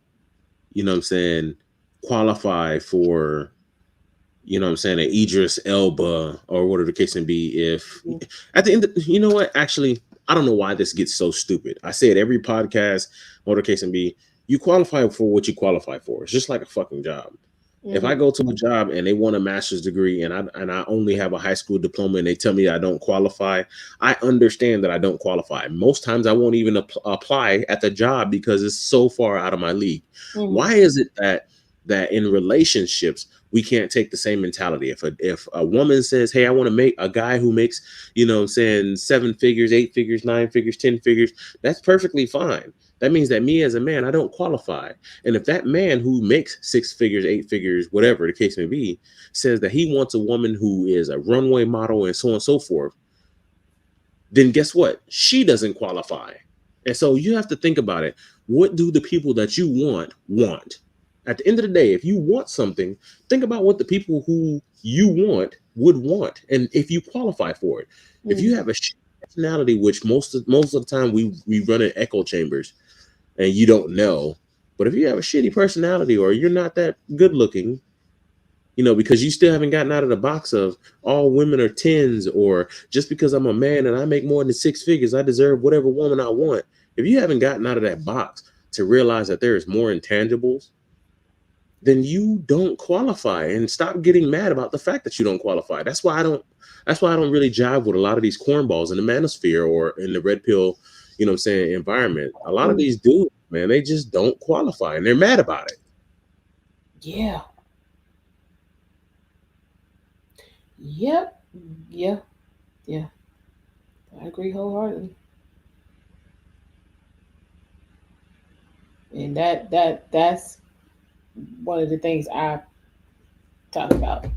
What are you doing to qualify yourself? And you, just because you have excelled in one area, that doesn't mean you deserve or have automatically qualified for leader status in all categories. Well, I Well, mean, you said leader status, so I'll go ahead and flip it back on you, or the case and be. If that's the case, then how do you feel about these women saying that all women are tens and all that's this other stuff? bullshit. That's bullshit. And I said that from the jump. Like a 10 is so rare that yeah, you yeah. No. I don't even think in this day and age with all of this we got going on, anybody could even be a 10. No, there's tens. There's gonna be tens out there. Understand that most life works on the bell curve, and Mm. honestly, if you're not in the realm of being able or being capable of obtaining that person who's a 10, you likely won't see them. So a lot of times, or the case can be, if you think about high school, the people who were at the very top, the magna cum laudes and summa cum laudes and all that other stuff, obviously they didn't hand out those titles really in high school. But those people who had those, what I'm saying, those GPAs that were so skyrocket high that it's just like, yo, did they ever get a B? You know what I'm saying? Like Mhm. when you left high school, how often did you continue to see those people? 9 times out of 10, they went off into their own world. They did their own things. They went off to Yale and Harvard and all that good stuff while your ass went to the community college, or you didn't go to college, or you had a child, or you had all this other stuff going on. You got to understand that 9 times out of 10, most of life works on the bell curve. So yes, there's going to be people who are extremely beautiful and people who are extremely ugly. And listen, Mhm. there are some people out there who are extremely ugly. There are going to be Mhm. people who make a lot of money, and there are going to be people who are broke, living in a tent, or whatever the case may be. There's two sides of it. And if you think about it, even on a day-to-day for most people, the only time that you see people who are living in tents is when you're driving past them. Other than that, you don't see them. If you never left your house, you would never see them. So there's tens out there, and you probably see them all the time, but you probably don't see them directly. They're in a car passing you or something like that. You just never see them because you guys don't run in the same circles. Mm. I got you. Okay, he said all women are not 10s except for me. Yeah. Listen, I try. Yeah, I see what you did. I try to give people the 10 experience. I try. Y'all trying to get me kicked off the podcast. That's what y'all trying to do. Why? Why were you trying to get you kicked off the podcast? I ain't talking about you. I'm talking about culture. Why you say that? Because I don't call women tens unless they tens. Really? Okay. Yeah. That man, And there's that multiple. man is giving his opinion, so let that man give his opinion, okay? Yeah, I have multiple metrics as far as what it takes to be a 10. And looks is only one of them. It's just And like a you know, man. You can be a 10 as most a man. cornballs, that's the most important. You could be a 6 in looks and 9.5 and from 9.5 to 10 and everything else, but because you were 6 in looks, they gonna pass you on. Hey Prime, what's going on? Appreciate you stopping No, through. that makes you like a solid 8. This is what I'm 8, saying, but these cornballs you talk about, that's not, they don't understand how averages and math and all that good stuff work. We said but a lot of personality, value, self-care, willingness to be selfless, being a 10 is a lot. I mean, yeah. listen, a lot of those cornballs, they haven't been in enough relationships, or they haven't been in relationships to determine what a 10 is, That's let what I'm alone a saying. But 5. then the ones that want to get up and give you all this advice. Why we focusing on them? Look, I get it. They have a huge platform, or they have the loudest voice and all this other Man, you stuff. talking about you ugly. But Sir, I don't know. golly, And listen, it take a lot for me to call somebody ugly. hey, prime time, you ugly. Wow. Hey, I'm just going back. Listen, if you think you ugly, then so shall be. Wow. Yeah. Okay. Well, maybe I should stop doing it because somebody told me they was ugly, and I was like, yeah, no, you're not ugly. But that was my Uh, opinion. So I Nah, guess I somebody told me, hey, you know what? I think I'm ugly. You know what I say? You right. and they feel some kind of way. But when they start to feel some kind of way, you know what that means? That means that they definitely did not believe that they think that they ugly, but they were looking for you to provide them a compliment. First off, you ain't getting free compliments off of me. You This think you person really, ugly? I agree. this person really think they ugly, but I'm like, you really not until you open your damn mouth. Oh, she got a fuck up girl. He got a fuck up girl. No, it's the shit that come out their mouth be the problem. The personality. Got you. Then they ugly. It is what it is. Listen, I agree. I agree with people. Listen, nobody knows most of these people better than they know themselves. Now, obviously, we got to push back on the ones who think that they tens and that they're the best out there. Mind you, they may be a 10 in something, but they're not a 10 overall. You might Hey, be. Listen, you that's might be a most 10 at people. making. Shit. Listen, you might be a 10 at making cheesecakes, but that doesn't make you a 10 overall. You might be a 3 in every other category. All right. This is true. This is true. But you know what? I know some people with some jacked up grills, but you know what I'm saying? When they start talking, you either forgot their mouth messed up. But I mean, hey, in this day and age, yeah, y'all out here working, y'all should go to the dentist. Shoot, I don't even think it mattered that much as long as it's clean. Yeah, some of them ain't clean. Okay, then that's when we got a problem because Yeah, I've take your ass. There's no reason for a grown working person with dental insurance to have plaque and shit all around they. Nah. look, I seen people with teeth that be pointing in different directions and all that good stuff. But if you look at them things, they be shining, so you know they be flossing and taking care of them. Well, I mean, hell, I go be get like, you some ooh, Invisalign and work that out. hey, they don't care. They be like, hey, it's a part of me. I be like, oh, okay, I respect you for You it. know, you got to worry about me kissing on you, cutting my damn mouth up. I'm straight. Um, what'd you say, cousin? I'm a strong 7.5 for an old guy, sir. What's your version of old? Just don't piss me off. What's your version of old, sir? You back there? I'm just saying. Listen, what? If you live in the first world, get your. This is what I'm talking about. Get your teeth fixed. Nope, nope, I ain't doing it. What you So I mean? have No. a So I have the worst teeth in my family, right? Now I know that sounds very bad, but if you looked at my mom's teeth, my mom's teeth are perfectly aligned, like gapped perfectly, and all that good stuff. My brother's teeth, same thing. My other brother, same thing. Me, I have pretty decent teeth, except for I have a gap big enough to fit um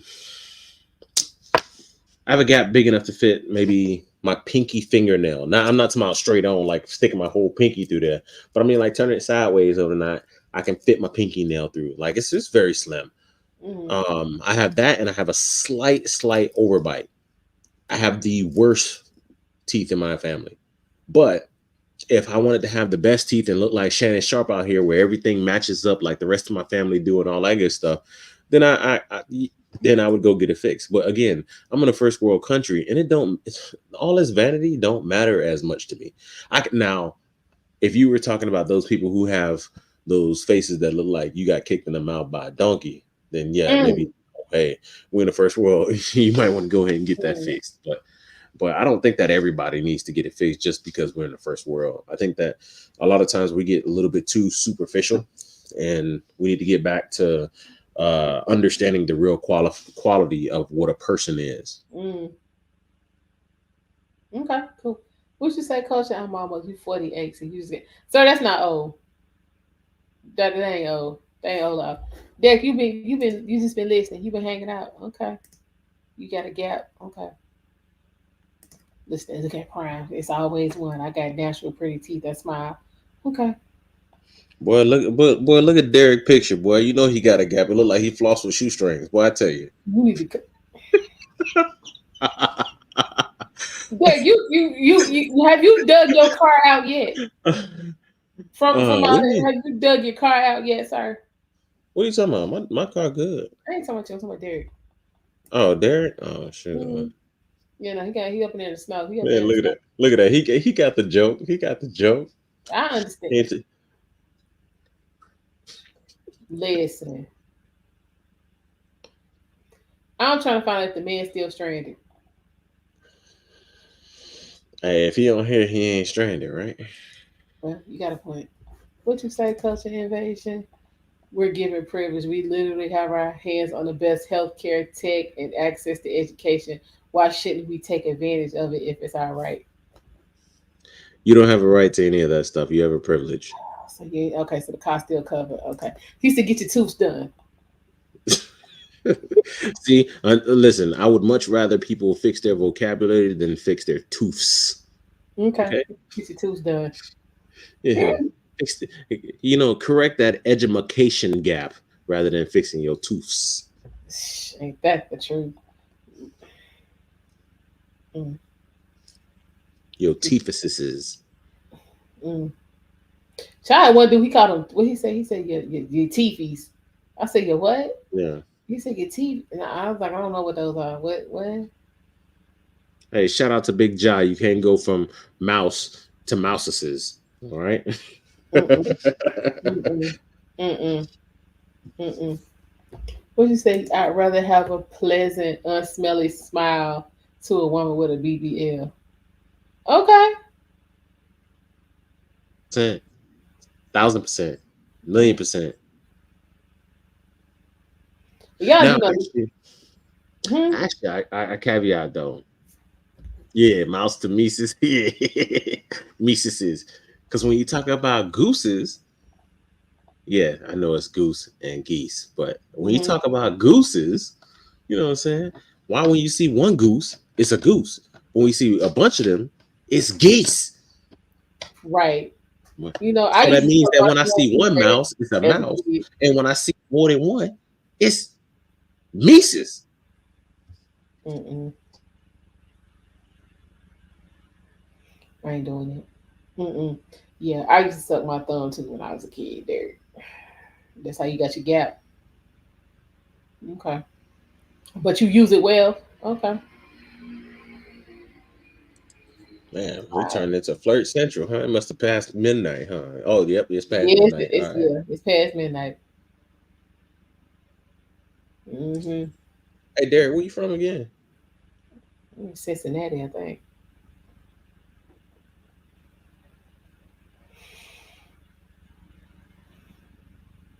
Mm-hmm. Child. Yeah, I didn't because I want to get Invisalign, but I need to get two crowns. I need to get first. Yep, here in Cincinnati.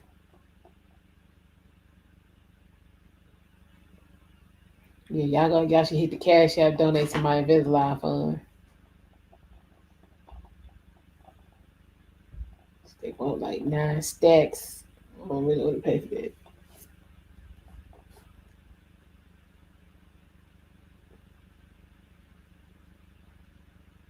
Uh-oh.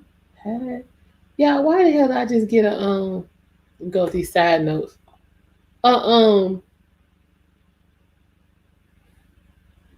damn notice from a chick about a cruise in I can't with this one. Um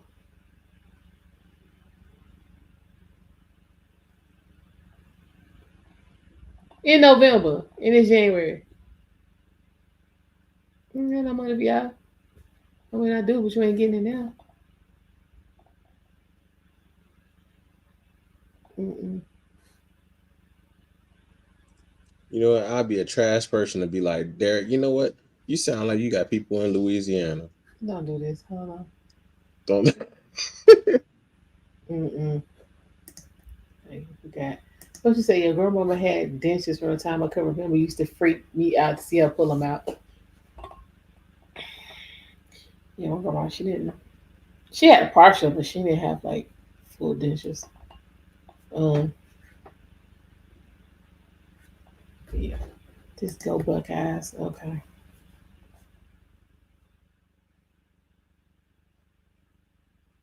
Really. Yeah. But yeah, get your tooth fixed if you can.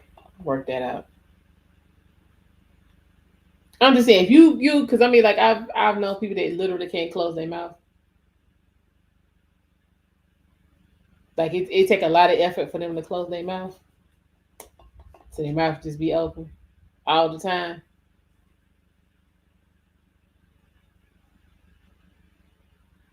That's just too much. But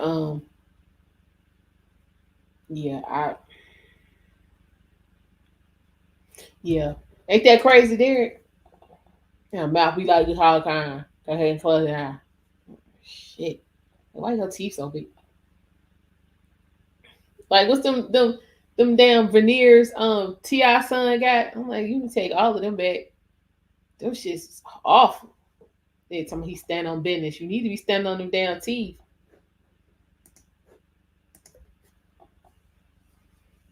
That shit's just bad business. Bad business.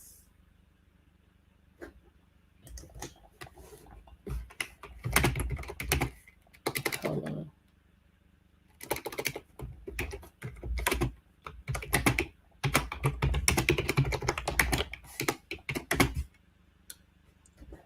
I done started some trouble. What? Oh boy. We over here talking about teethuses, looks, all kinds of stuff. Y'all up here laughing. Listen, I'm just saying. Y'all need to get. I'm just. And what's another thing?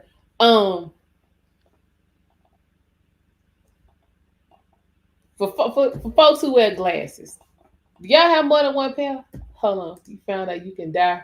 Yeah, gum infection. Yeah, child mess up your heart, all kind of stuff. Your kidneys. Yeah, child, y'all keep y'all damn mouth clean.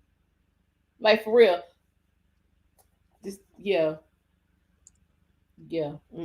Keep your mouth clean. That causes a multitude of problems if you don't. Uh, but yeah, those of y'all who wear glasses, do y'all have more than one pair that you like wear frequently? Y'all rotate? Or y'all just have one pair?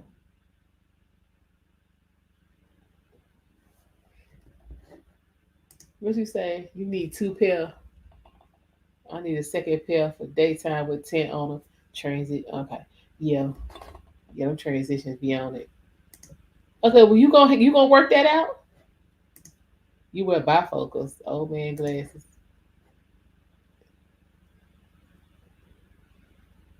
Okay. Yeah.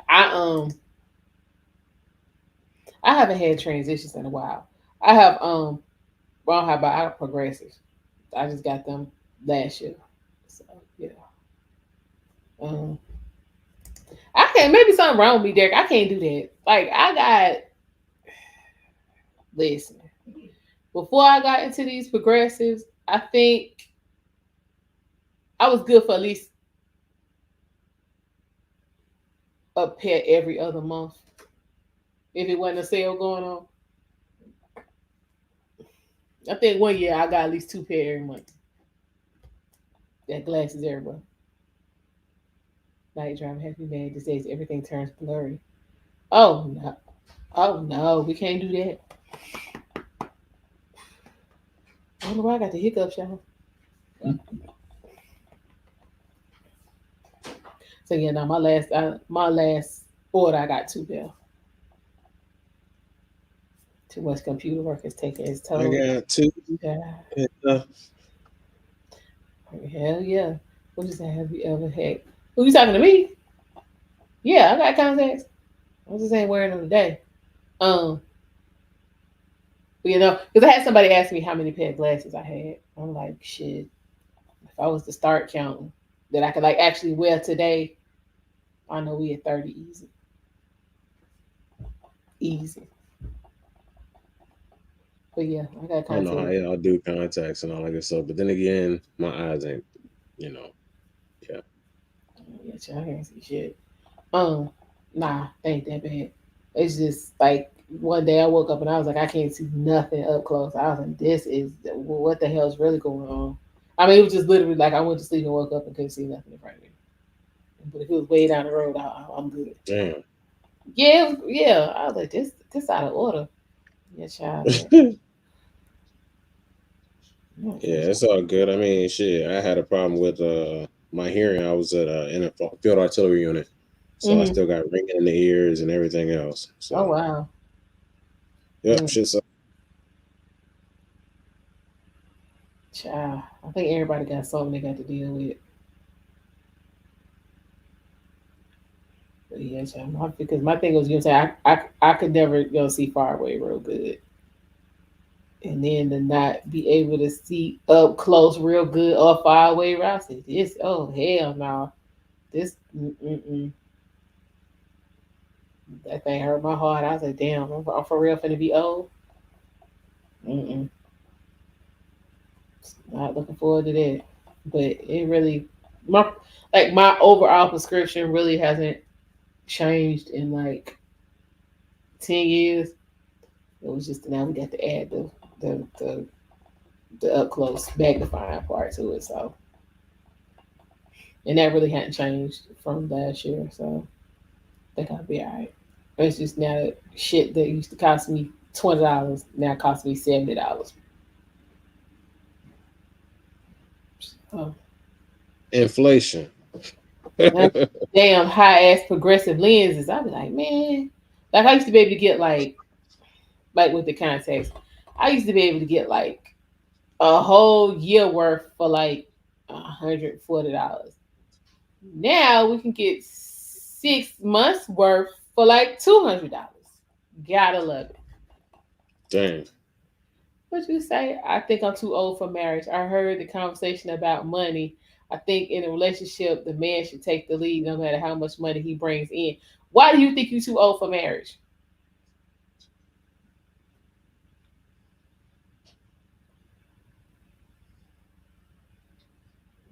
Why? Why do you think you're too old for marriage?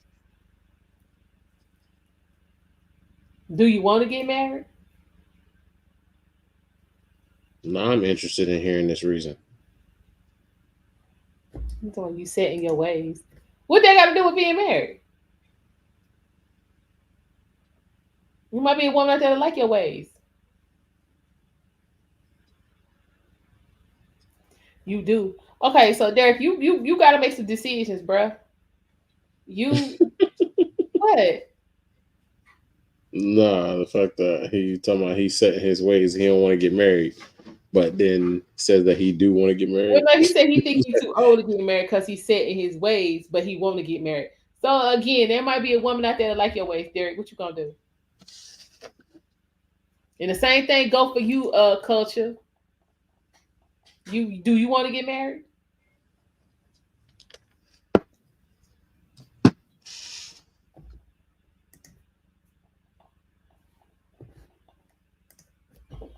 But the woman will be set in her ways too.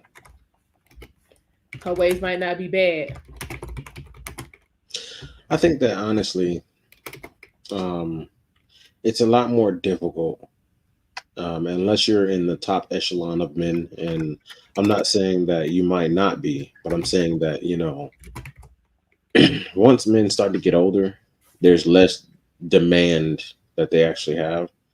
Honestly, yes, they have the peace and all this other stuff order to kiss me that come in, but I think that that's kind of what he's talking about because he's seeing a lot of these younger broads, and he's like, hell no, I can't see myself with them. And that's pretty much one of the sole reasons why he says he probably can't get married because they wouldn't be compatible with who he is right now. But who said she got to be young? Well, I mean, you got to think about a lot of older women. A lot of older women have been either they've been in a situation where they've had somebody taking care of business and doing this and doing that in a certain way, and they've been imprinted on, or B, she already got it, and you as a man coming into her life, she's gonna expect you to replace it. Mm-hmm. So if you come in, if you're dealing with an older woman, especially if she's making, you know what I'm saying, more than you, it's gonna come in a situation where the personality and all the stuff that's actually important is not what she's going to target. She's typically going to target somebody who, you know what I'm saying, again, the same thing that these young women are looking for, somebody who can take over the mantle. Mm-hmm. What do they say? I want to live, now that I'm older, I want to live a soft life. Mm-hmm. If an old bitch tell you that, leave her alone because she already ain't got her shit together. She talking about living a soft life. She should know better. Let's say I came from a family of broken marriages. I don't want that to happen to me. I'm too old for the rebound action. I'm one and done.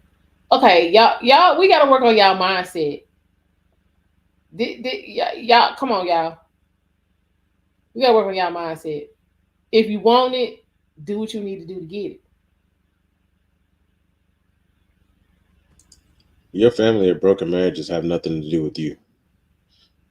Honestly, a broken marriage is a decision between one of two people. Usually, not two people. Usually, it's one of two people who came to that conclusion. I don't care who ended up filing or anything like that. Somebody left that relationship. Period. Because at the end of the day, especially when you get into marriage, if anybody wants to claim that they're religious or anything like that, and if you weren't religious, I don't understand why you're getting married. But if you're religious and you've gotten married, then by getting a divorce, you're not following the practices. You guys got to work it out. And all the people who say, oh, I was married to him, but he was a violent person and he used to beat my butt, as most women try to use as an excuse to get out of a relationship. Mm. Here's what I counter. Here's what I counter that with. The way that most people do some things is the way that they do all things. So if that man was violent, you knew that he was violent before you decided to say I do. This is what Before I'm you saying. He say, just start kicking your ass after you said I do. exactly. It's just that now it's a convenient excuse to get out of the situation. So a lot of those times I don't even want to hear that shit because men don't typically, unless there's some PTSD or trauma or something like that comes into it. That dude was like that. You just didn't care until it was convenient for you to walk out. Mm-hmm. I agree with that. Okay, what is Coach saying? He said the same. I spent Thanksgiving in 22 with four other men who got their asses handed to them from divorce or bad relationships. Oh, and the cousin who has 15 kids, he don't care. Damn, really? Okay, we talk about these divorces and these bad relationships again. The relationships just don't turn bad. Well, from what I can see, it be shit that folks go saying let's slide in the beginning and then it just escalate. It sounds to me like he got four men who didn't pick correctly, and he got one dude who's irresponsible as hell. When he 38 and he a grandfather. Damn. And that tells me that what I'm saying, there was some problems as far as raising his kids, because there's no reason why you should be in your what I'm saying, mid to late 30s and being a grandpappy already. I understand that shit happens. Mm. I get I definitely understand it.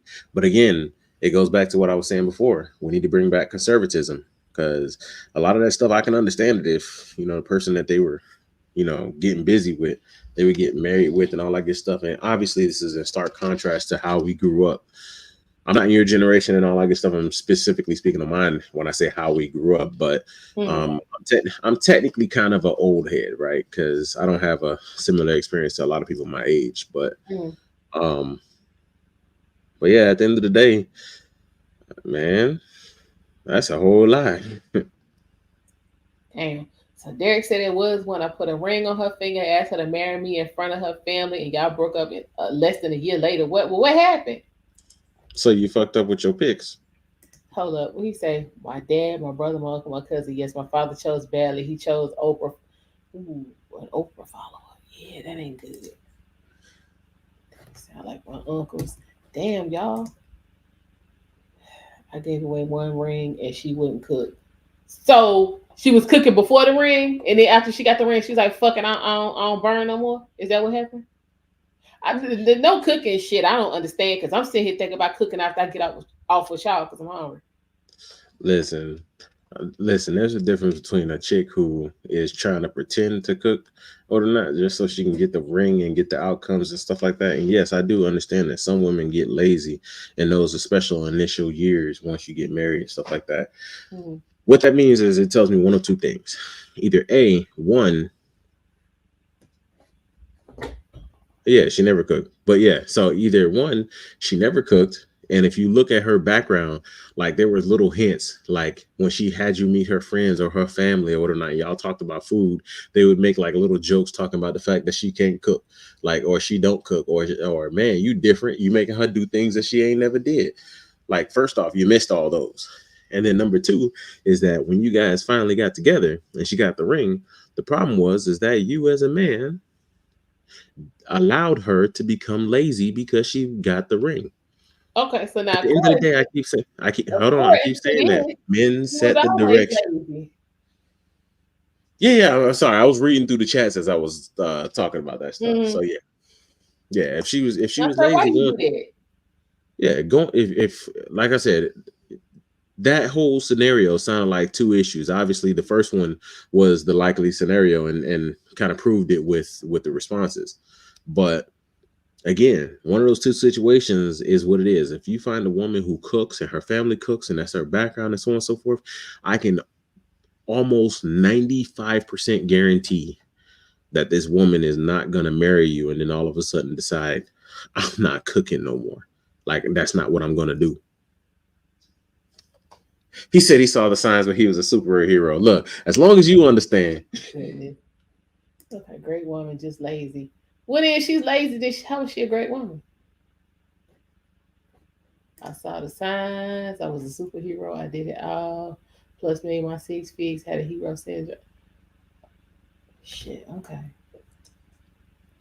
Because he I'm tried to saying date like these what raggedy he bitches could be. be catching all the fucking breaks. Like, Hey, he tried to date a woman based off of her looks and what she could be rather than what she is. And like I said, people need to stop fucking with people based off of what they could be and stop dating on potential and all that good stuff. The only time dating on potential makes sense is as a woman, if you in damn college and you see this dude, he's driven and everything else, or the case of being he's getting his college degree, it makes sense to marry that guy because dudes who are driven, like extremely driven in college, mm, that potential I can understand. And 9 times out of 10, it's going to go somewhere. But you dating potential from a dude who work at McDonald's or think that he gonna become a rapper and all that good stuff, but let that shit go. real talk.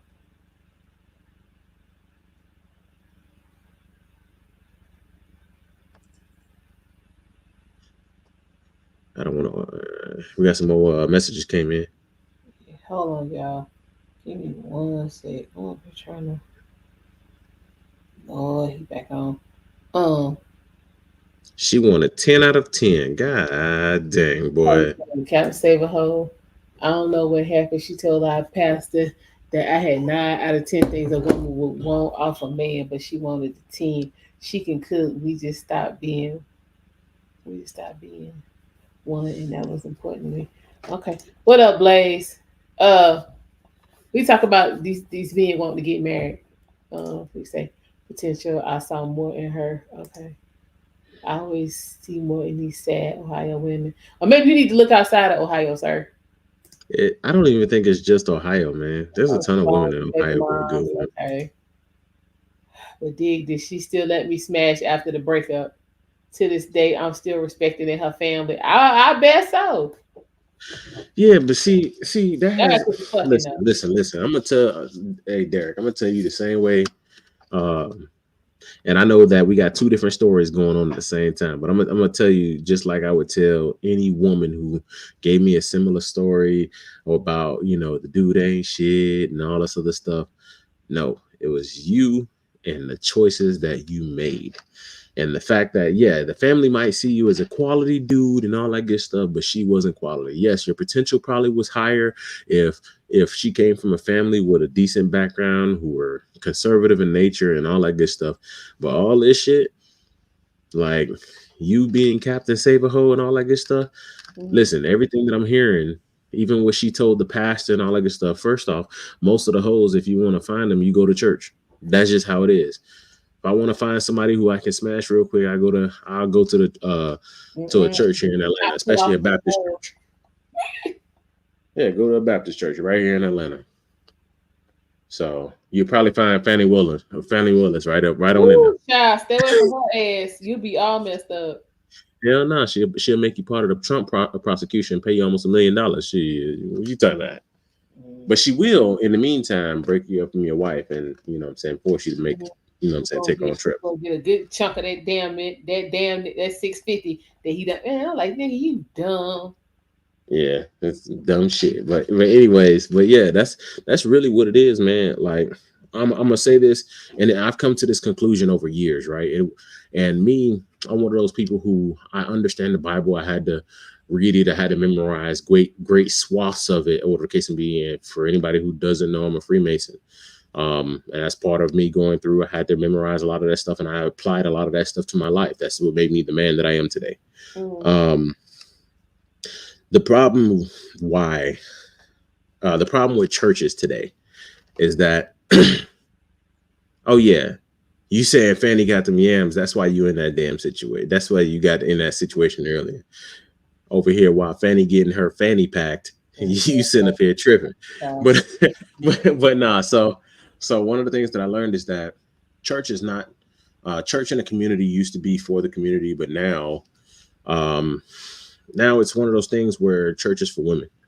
And if you go to church the only two types of men that I see typically in church these days are ones who just don't know enough, or two, the ones who get dragged along. Because a lot of these churches pander and pander and pander and pander, and if it's not because of this, then it's because of that. Like I would never, for instance, Baptist churches. A lot of Baptist churches have women that you would call a pastor or a preacher, things of that nature. But if they believed in the actual religion that they were preaching about, and I'll use air quotes with that, then technically, they wouldn't be pastors or preachers. There's a reason why God didn't talk to Eve, but he looked for Adam. So I'm just saying, like, you can't be a hypocrite from Jump Street and then try to preach to me about what is and what should be. He said he went to a Freemasons ball and loved it. Yeah. Okay. Secretary for 8 years. Man, why you stay there?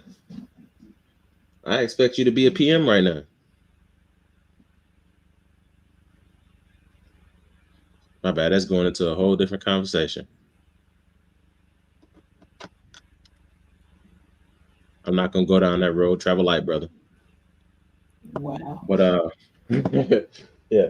But yeah, it's a thing, man. A lot of this stuff is common sense, man. A lot of this stuff is common sense. And yes, those yams have been a downfall of men, and that's why I keep saying in these chats, whenever they do some tomfoolery, I say that ass though. Okay. Ah, okay. I'm about to say. Wait a minute. Okay. Yeah. Hold on. You say she's a minister in a Baptist church, so I know you speaking the truth. Lit. Okay. Do I call it or do I call it? Those are extra. What do you say? I'm no fool, of course, but young. But I'm no fool, but of course, yams nonetheless. Okay. How do we go from wanting to be married to yams? Hey man, because listen, there's things that men look for, and those things that make women more attractive, honestly, are those things that will tell a man that there's a higher chance of you carrying on his lineage and producing strong children. Now that's something that's just innate, right? So typically in the past, the women with the hips and all this other stuff, or with, being voluptuous and things like that, typically meant that there was a lot more resources that are going to be provided to our offspring and things of that nature. So men were attracted to that. These days, a lot of that shit's fake and everything, and they're trying to piggyback off of that, because sexually, aside from the intangibles, that arouses men. So I've talked to men, and men on that purpose and all that good stuff. It's funny because you see so many women in BBLs and all this other stuff that I talk to some guys and they be like, man, look, my girl, I walked in on her, man, and she was fucking just sweeping. She was sweeping, and it wasn't even an area that I thought needed to be swept or anything like that. She was just cleaning a random area, and he was like, man, that shit turned me on, man. I had to go ahead and grab her ass and take her to the room. I was like, yeah, see, that's that shit right there. And he's a happy man. He's been happily married for years, but that's the kind of shit. It's just like guys are weird like that. Those things that prove that, you know what I'm saying, that you know what I'm saying, you're able to take care of a household or and all that good stuff, whatever the case may be, are just as valuable as the things that subconsciously men have thought for years that, hey, would produce a better mother or provide more substance to the offspring in which I want you to mother. Okay. So y'all here trying to party. Okay. Y'all here partying. All right. Hell, I want to go. I don't go. She said, I don't know. Hey, I don't go nowhere. That's my goal for 24. I'm gonna get out. yeah. Hey, if you go to some places, or I saw it on a few shows, they talk about a few women who are leading Masonic lodges out there. Which, if anybody knows about Freemasonry, know how what kind of tomfoolery that is. Yeah, But yeah, the men do what the men do.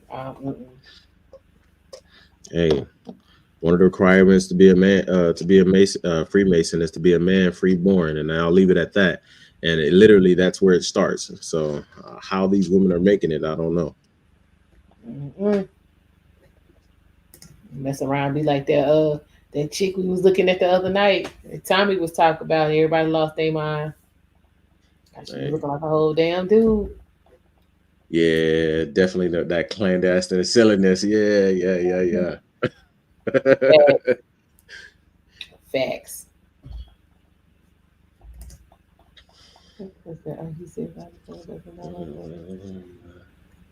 Really? It was the Bunny Ranch. What was the Bunny Ranch? Wait a minute. I gotta scroll up on this. I hope he ain't talking about the Masonic Ball.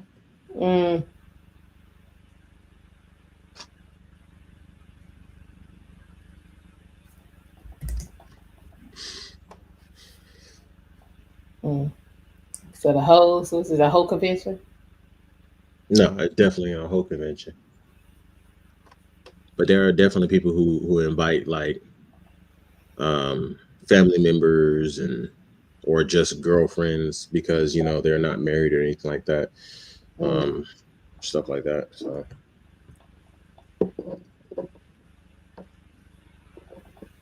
yeah, it's definitely not formal. But most people who get an invite, you know what I'm saying, are people who are, you know what I'm saying, held with some kind of regard, because most people who bring you to these things understand that at the end of the day, you're going to be a reflection on them. So, but it's just like manhood anyway, you know what I'm saying? Just like when it comes to a marriage or anything like that, your wife is a reflection upon you. And it's an important deal. And if you're with a woman and you think that she's going to come around to becoming a better reflection of you, you shouldn't do it. Well, he said he didn't go to the rooms, but I heard about what. Oh Lord, okay. Oh yeah. He's you talking about some clandestine shit. It's like the parties be lit, but all the ones that I've gone to have been like what you expect in the old school black parties. You know what I'm saying? After the ceremonies and everything else, you know, you break out and people are playing spades, dominoes, and smoking cigars and dancing and all this other stuff. I don't know about this going off into other rooms. Yes, there are sects that are clandestine as hell. They be doing wife swapping and all kind of nonsense or not, but that's not true Freemasonry. So I don't know what kind of place you went to, but that ain't it. Away.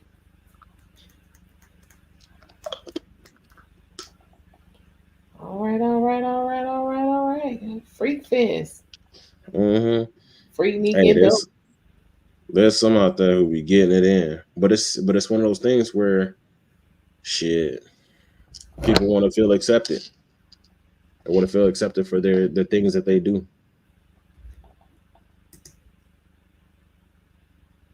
Wait, what you say? I worked with Freeman. He told me I rented a tuxedo. I was fly. Okay. All Freemasons aren't created equal.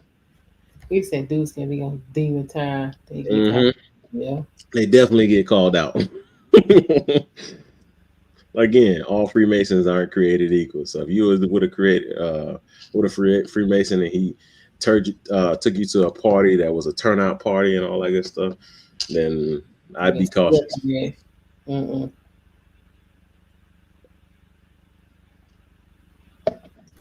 He said I own a tux.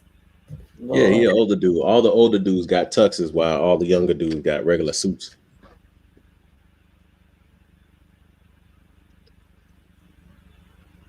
Yeah, I got a lot going on. Hey, it be a lot. I'm surprised we ain't had more questions. I know, right? Yeah, Oh man, is that true? well, hold on.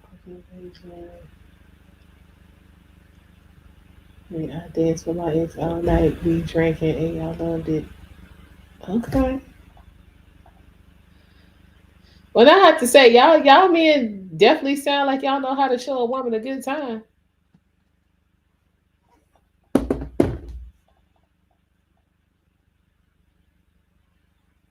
Yeah.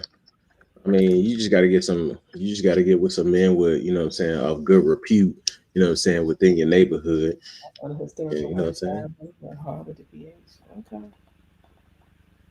Yeah, both sides are good. And it's not all pH. If you're gonna fuck with pH, it has to be PHA, not PHO. So yeah. Okay.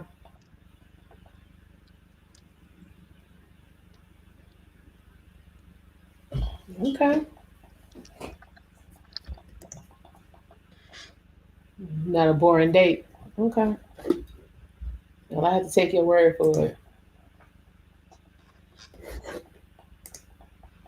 Yeah. Okay. I'm about to say it gotta be PHA, not PHO, because Mm-hmm. pH is Prince Hall.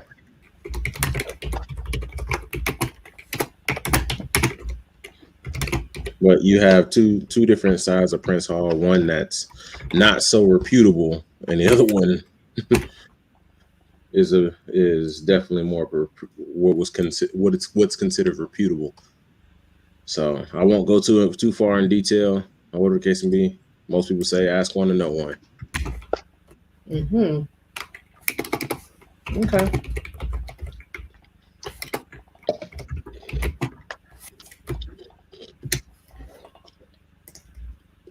What's going on? Okay, hold on a bit. So what's pH? I'll find out. Marginalization share loans and road cleanup. We do a ton of stuff for the community. Okay. Yes, sir. Hey, that's what. So you kind of understood what I was talking about the other night when I was talking about, you know what I'm saying. I talk at regular, you know what I'm saying, youth clubs and stuff like that, and my fraternity, and that's why I consider it, because a lot of people, well, you know, when they hear about it, they don't really understand and stuff like that. But yeah, my fraternity, we go out, we do book drives, we do backpack drives, we help out, you know what I'm saying, the homeless and all kinds of stuff over the case of me around the city of Atlanta. Like, we're known. And so that's kind of what I was talking about, is that there are people out here who are actually making good moves and doing their things, you know what I'm saying, because there's a great component of giving back. And that's why I kind of said that, you know what I'm saying. I grew up, and I started growing up, especially once I hit my 30s and I was reborn. And those who know would know, but I started to learn, you know what I'm saying, a lot of the stuff that I was doing wasn't necessarily the right path. And ever since then, man, I've seen so much success in my life and been able to, you know, influence so much success upon other people. And I think that we need more of that in our communities, whether it be Black communities, white communities, you know, so on and so forth. And when I say black communities, I'm talking about what I strive to have, not what we actually have, because I don't believe personally that we have a black community. Um, but we getting there, man. And there's people out there doing the actual groundwork day in, day out, week in, week out. And I commend every single one of those brothers. And we just need to get to a better position. And we need to stop focusing on so many of the loudmouths and start focusing more on, what I'm saying, our future generations. Right now, if you come to the mental understanding that things are messed up, then it's probably too late for you, and you need to start focusing on the next generations to hopefully better have a better outcome for the future world. Because I fear that it's pretty much at a point where it's too late for us. Mm-hmm.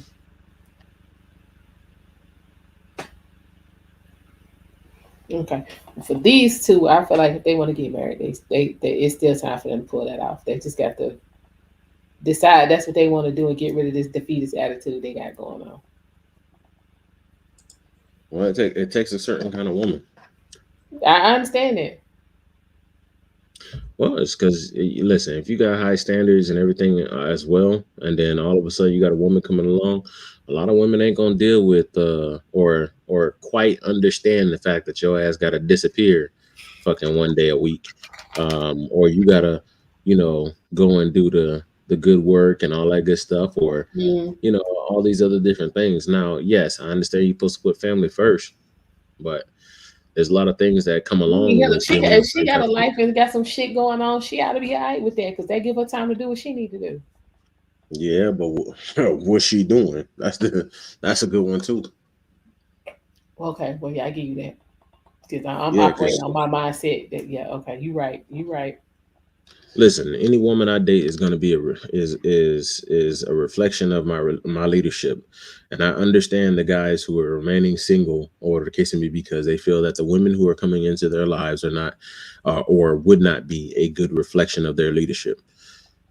So if you want to actually walk by the standards, walk the walk, and talk the talk, and do the do, then I just looked at the screen. Yeah, there are certain standards that you have to go by. And if you find a woman who might meet all the boxes as far as it makes you feel good, he makes you want to have sex, because we're men at the end of the day. But will you want to marry that woman? And you have to think about these things, because at the end of the day, if you marry this woman, you put your name on her or not. And that's one of the things that's important, right? You put your name on a person and say, okay, well, I'm going to change your last name from Davis or Jackson or Johnson or whatever the case may be. I'm going to change your last name, and I'm going to change it to, Smith. I'm going to change your last name to Smith. You're going to be Mrs. Will Smith, right? Mm-hmm. And so if I do something like that, then that means that now everything that you do now becomes a reflection of my leadership. So that's why everybody, what I'm saying, yeah, in this situation with Will Smith, I actually think that Will Smith is the worst part of that whole issue with him and Jada, because it's a reflection upon his leadership that she was allowed to do all this BS that she's doing.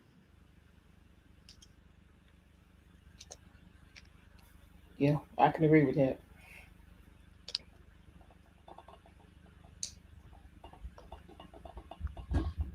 Yeah, I can agree with that wholeheartedly. Yeah.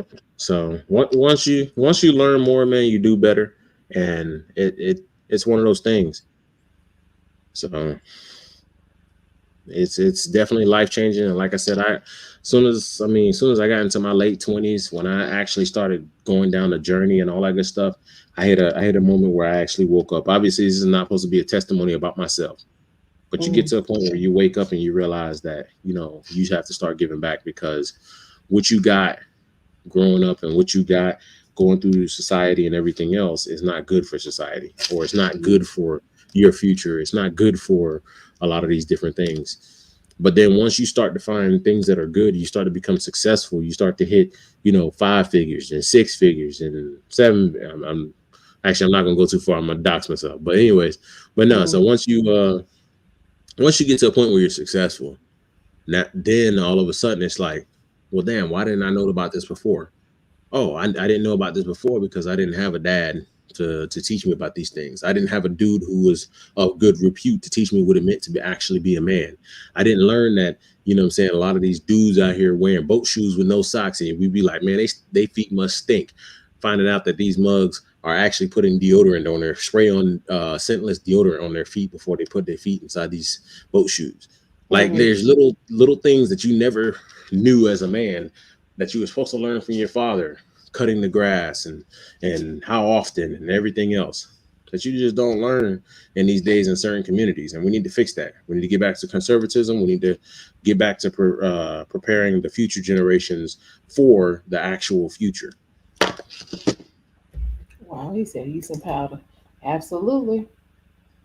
Yeah, or use that. Well, I mean, if you're using it with no socks and everything, you don't want to use the powder, because if you use the powder and you take the shoes off somewhere, now you got these powdery ass feet. But if you use the spray on scentless deodorant, yeah. then you can take your feet off. Nobody can tell because it's clear. It goes on clear, stays clear. Your feet don't sweat, they don't stink, and you can literally walk around and not have no issues. So the powder is good for if you're going to be in a situation where you never have to take your shoes off. It's also cheaper. But the spray on gets in every crack and crevice and all that good stuff. But see, these things that a lot of these young cats don't even know this kind of stuff. They don't. Well, that's good. Your feet don't stink. That's good. Yeah, my feet don't stink. I get fucking pedicures too. Shoot. Alrighty though, yeah, because I have one scheduled for tomorrow. Man, I was a pretty boy in high school, so I got pedicures and all that good stuff, and yeah.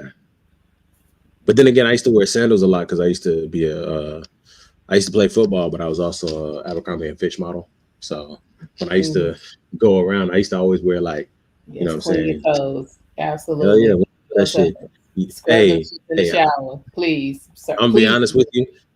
I'm gonna be honest with you. If a chick thinks that you're an 8, there's nothing that's gonna elevate you to a 10 like actually getting your manscaped game down pat. Seriously though. I ain't even lie to you. You ain't even gotta have your stroke right or nothing like that. Literally, if you do your pedicures, go ahead and shape it up down there. I'm not saying you gotta shave it bald or nothing like that, but keep it well maintained, bro. And yeah, it'll definitely elevate you a point. He said you a whole nerd. He said I'm a whole nerd. Nah, bro, I'm not a nerd, dog. I'm a geek. You know what I'm saying? And if you ever seen the show, and anybody who might know what I'm alluding to, he said it's the age of the geek, baby. Because I am not socially awkward, which makes me not a nerd, but a geek. A smart dude who was actually popular, and yeah, it's the age of the geek. Yeah, this whole socially awkward situation, oh Lord, it's heartbreaking. That's like a whole pandemic in itself. It's an epidemic that don't nobody want to talk about.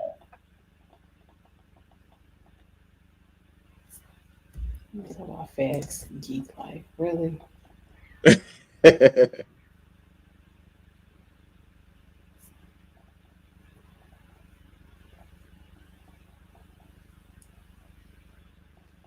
All right, gentlemen, we're gonna go ahead and wrap this up. Shauna, sister got to go to work in the morning. Deal with Zaddy for a little while. Hey, well, y'all respect Zaddy. Nah, who? You mean them? We said choir, drama. I did all the plays and shows, ran track and computer nerd. Oh, you well rounded. I'm down for that. Oh yeah, you know what? I'm gonna be honest. Culture. You sound like me growing up.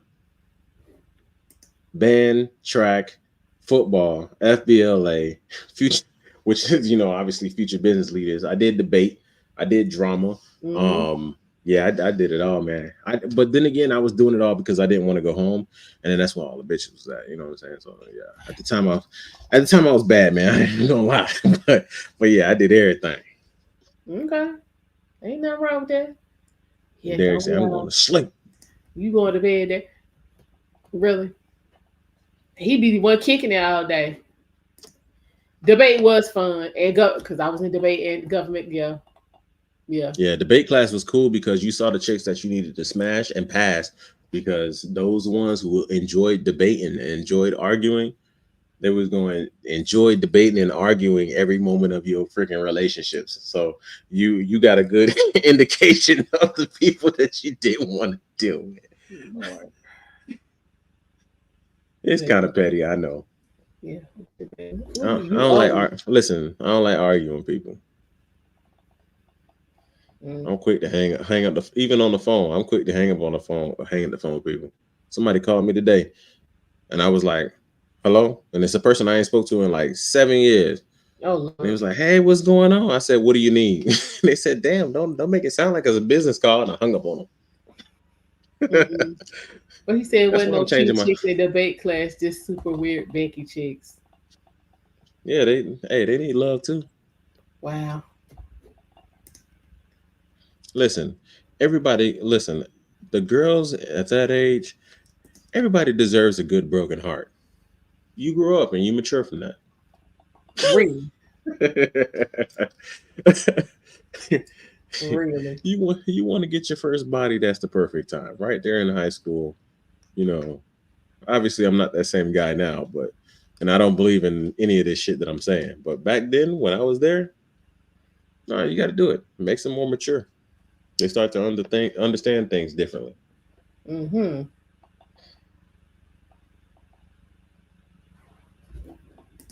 Okay. But yeah, Glad y'all are amused.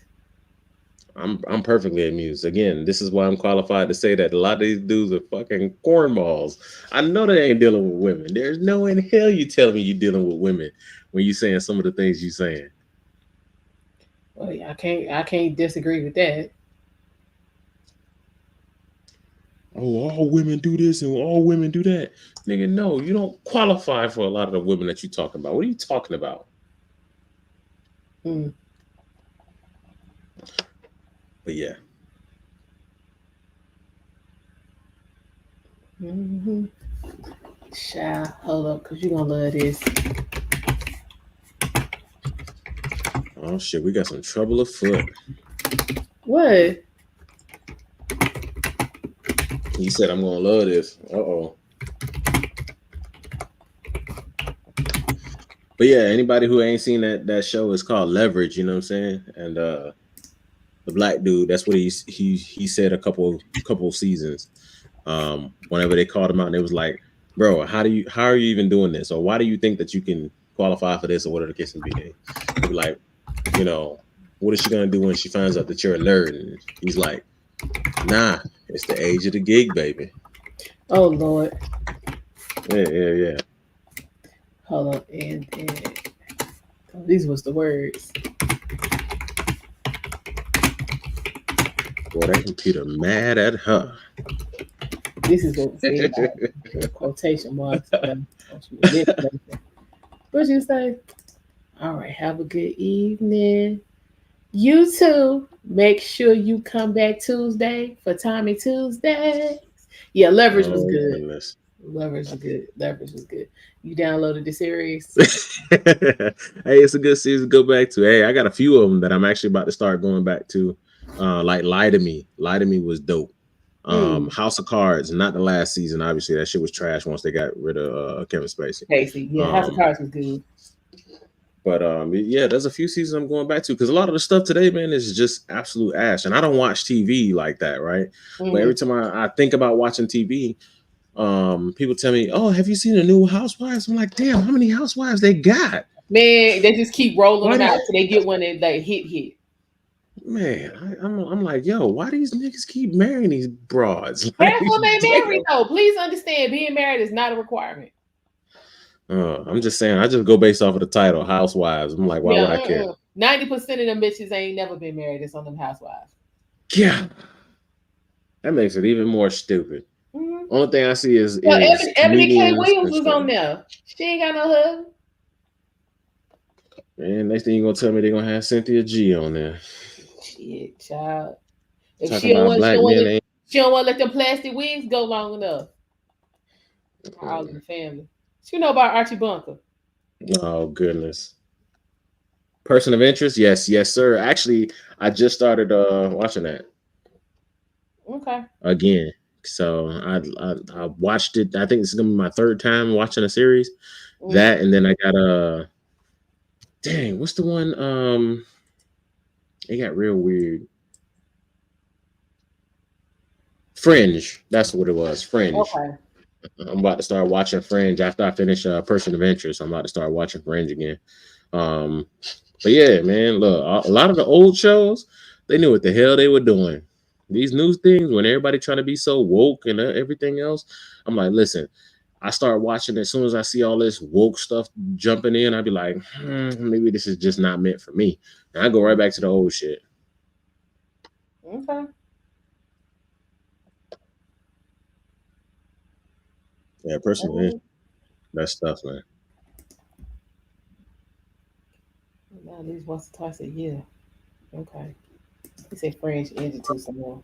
I wouldn't say it ended too soon. That last season, bro, they the last season, 2 seasons, man, they got way out there, bro. It was that last season was like, yeah, y'all should have stopped a year earlier. I'm not even gonna lie to you.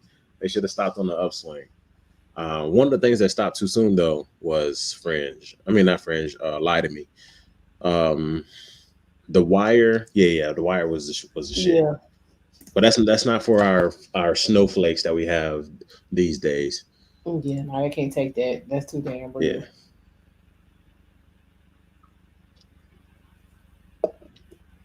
Mm-hmm. All right, well, since y'all got y'all TV assignments, I will let, I will let y'all get to those. Y'all enjoy. Thank you for stopping by. Again, I will be back Tuesday for Tommy Tuesdays. Matter of fact, Tommy's on now with part two of something he started earlier, not the X Files. Um, so I'm gonna check that out real quick while I figure out something to eat because I'm hungry. Um, see, I'll do that. Um, yeah, sounds like we all got some great television and streaming to watch. But again, thank you guys for stopping by. I truly appreciate y'all support. I will see y'all on Tuesday. Until then, take care and make sure y'all check out the community tab. I will keep y'all updated on any shenanigans that go on between now and then. I might be able to squeeze in a pop up tomorrow, but we'll see. But until then, bye.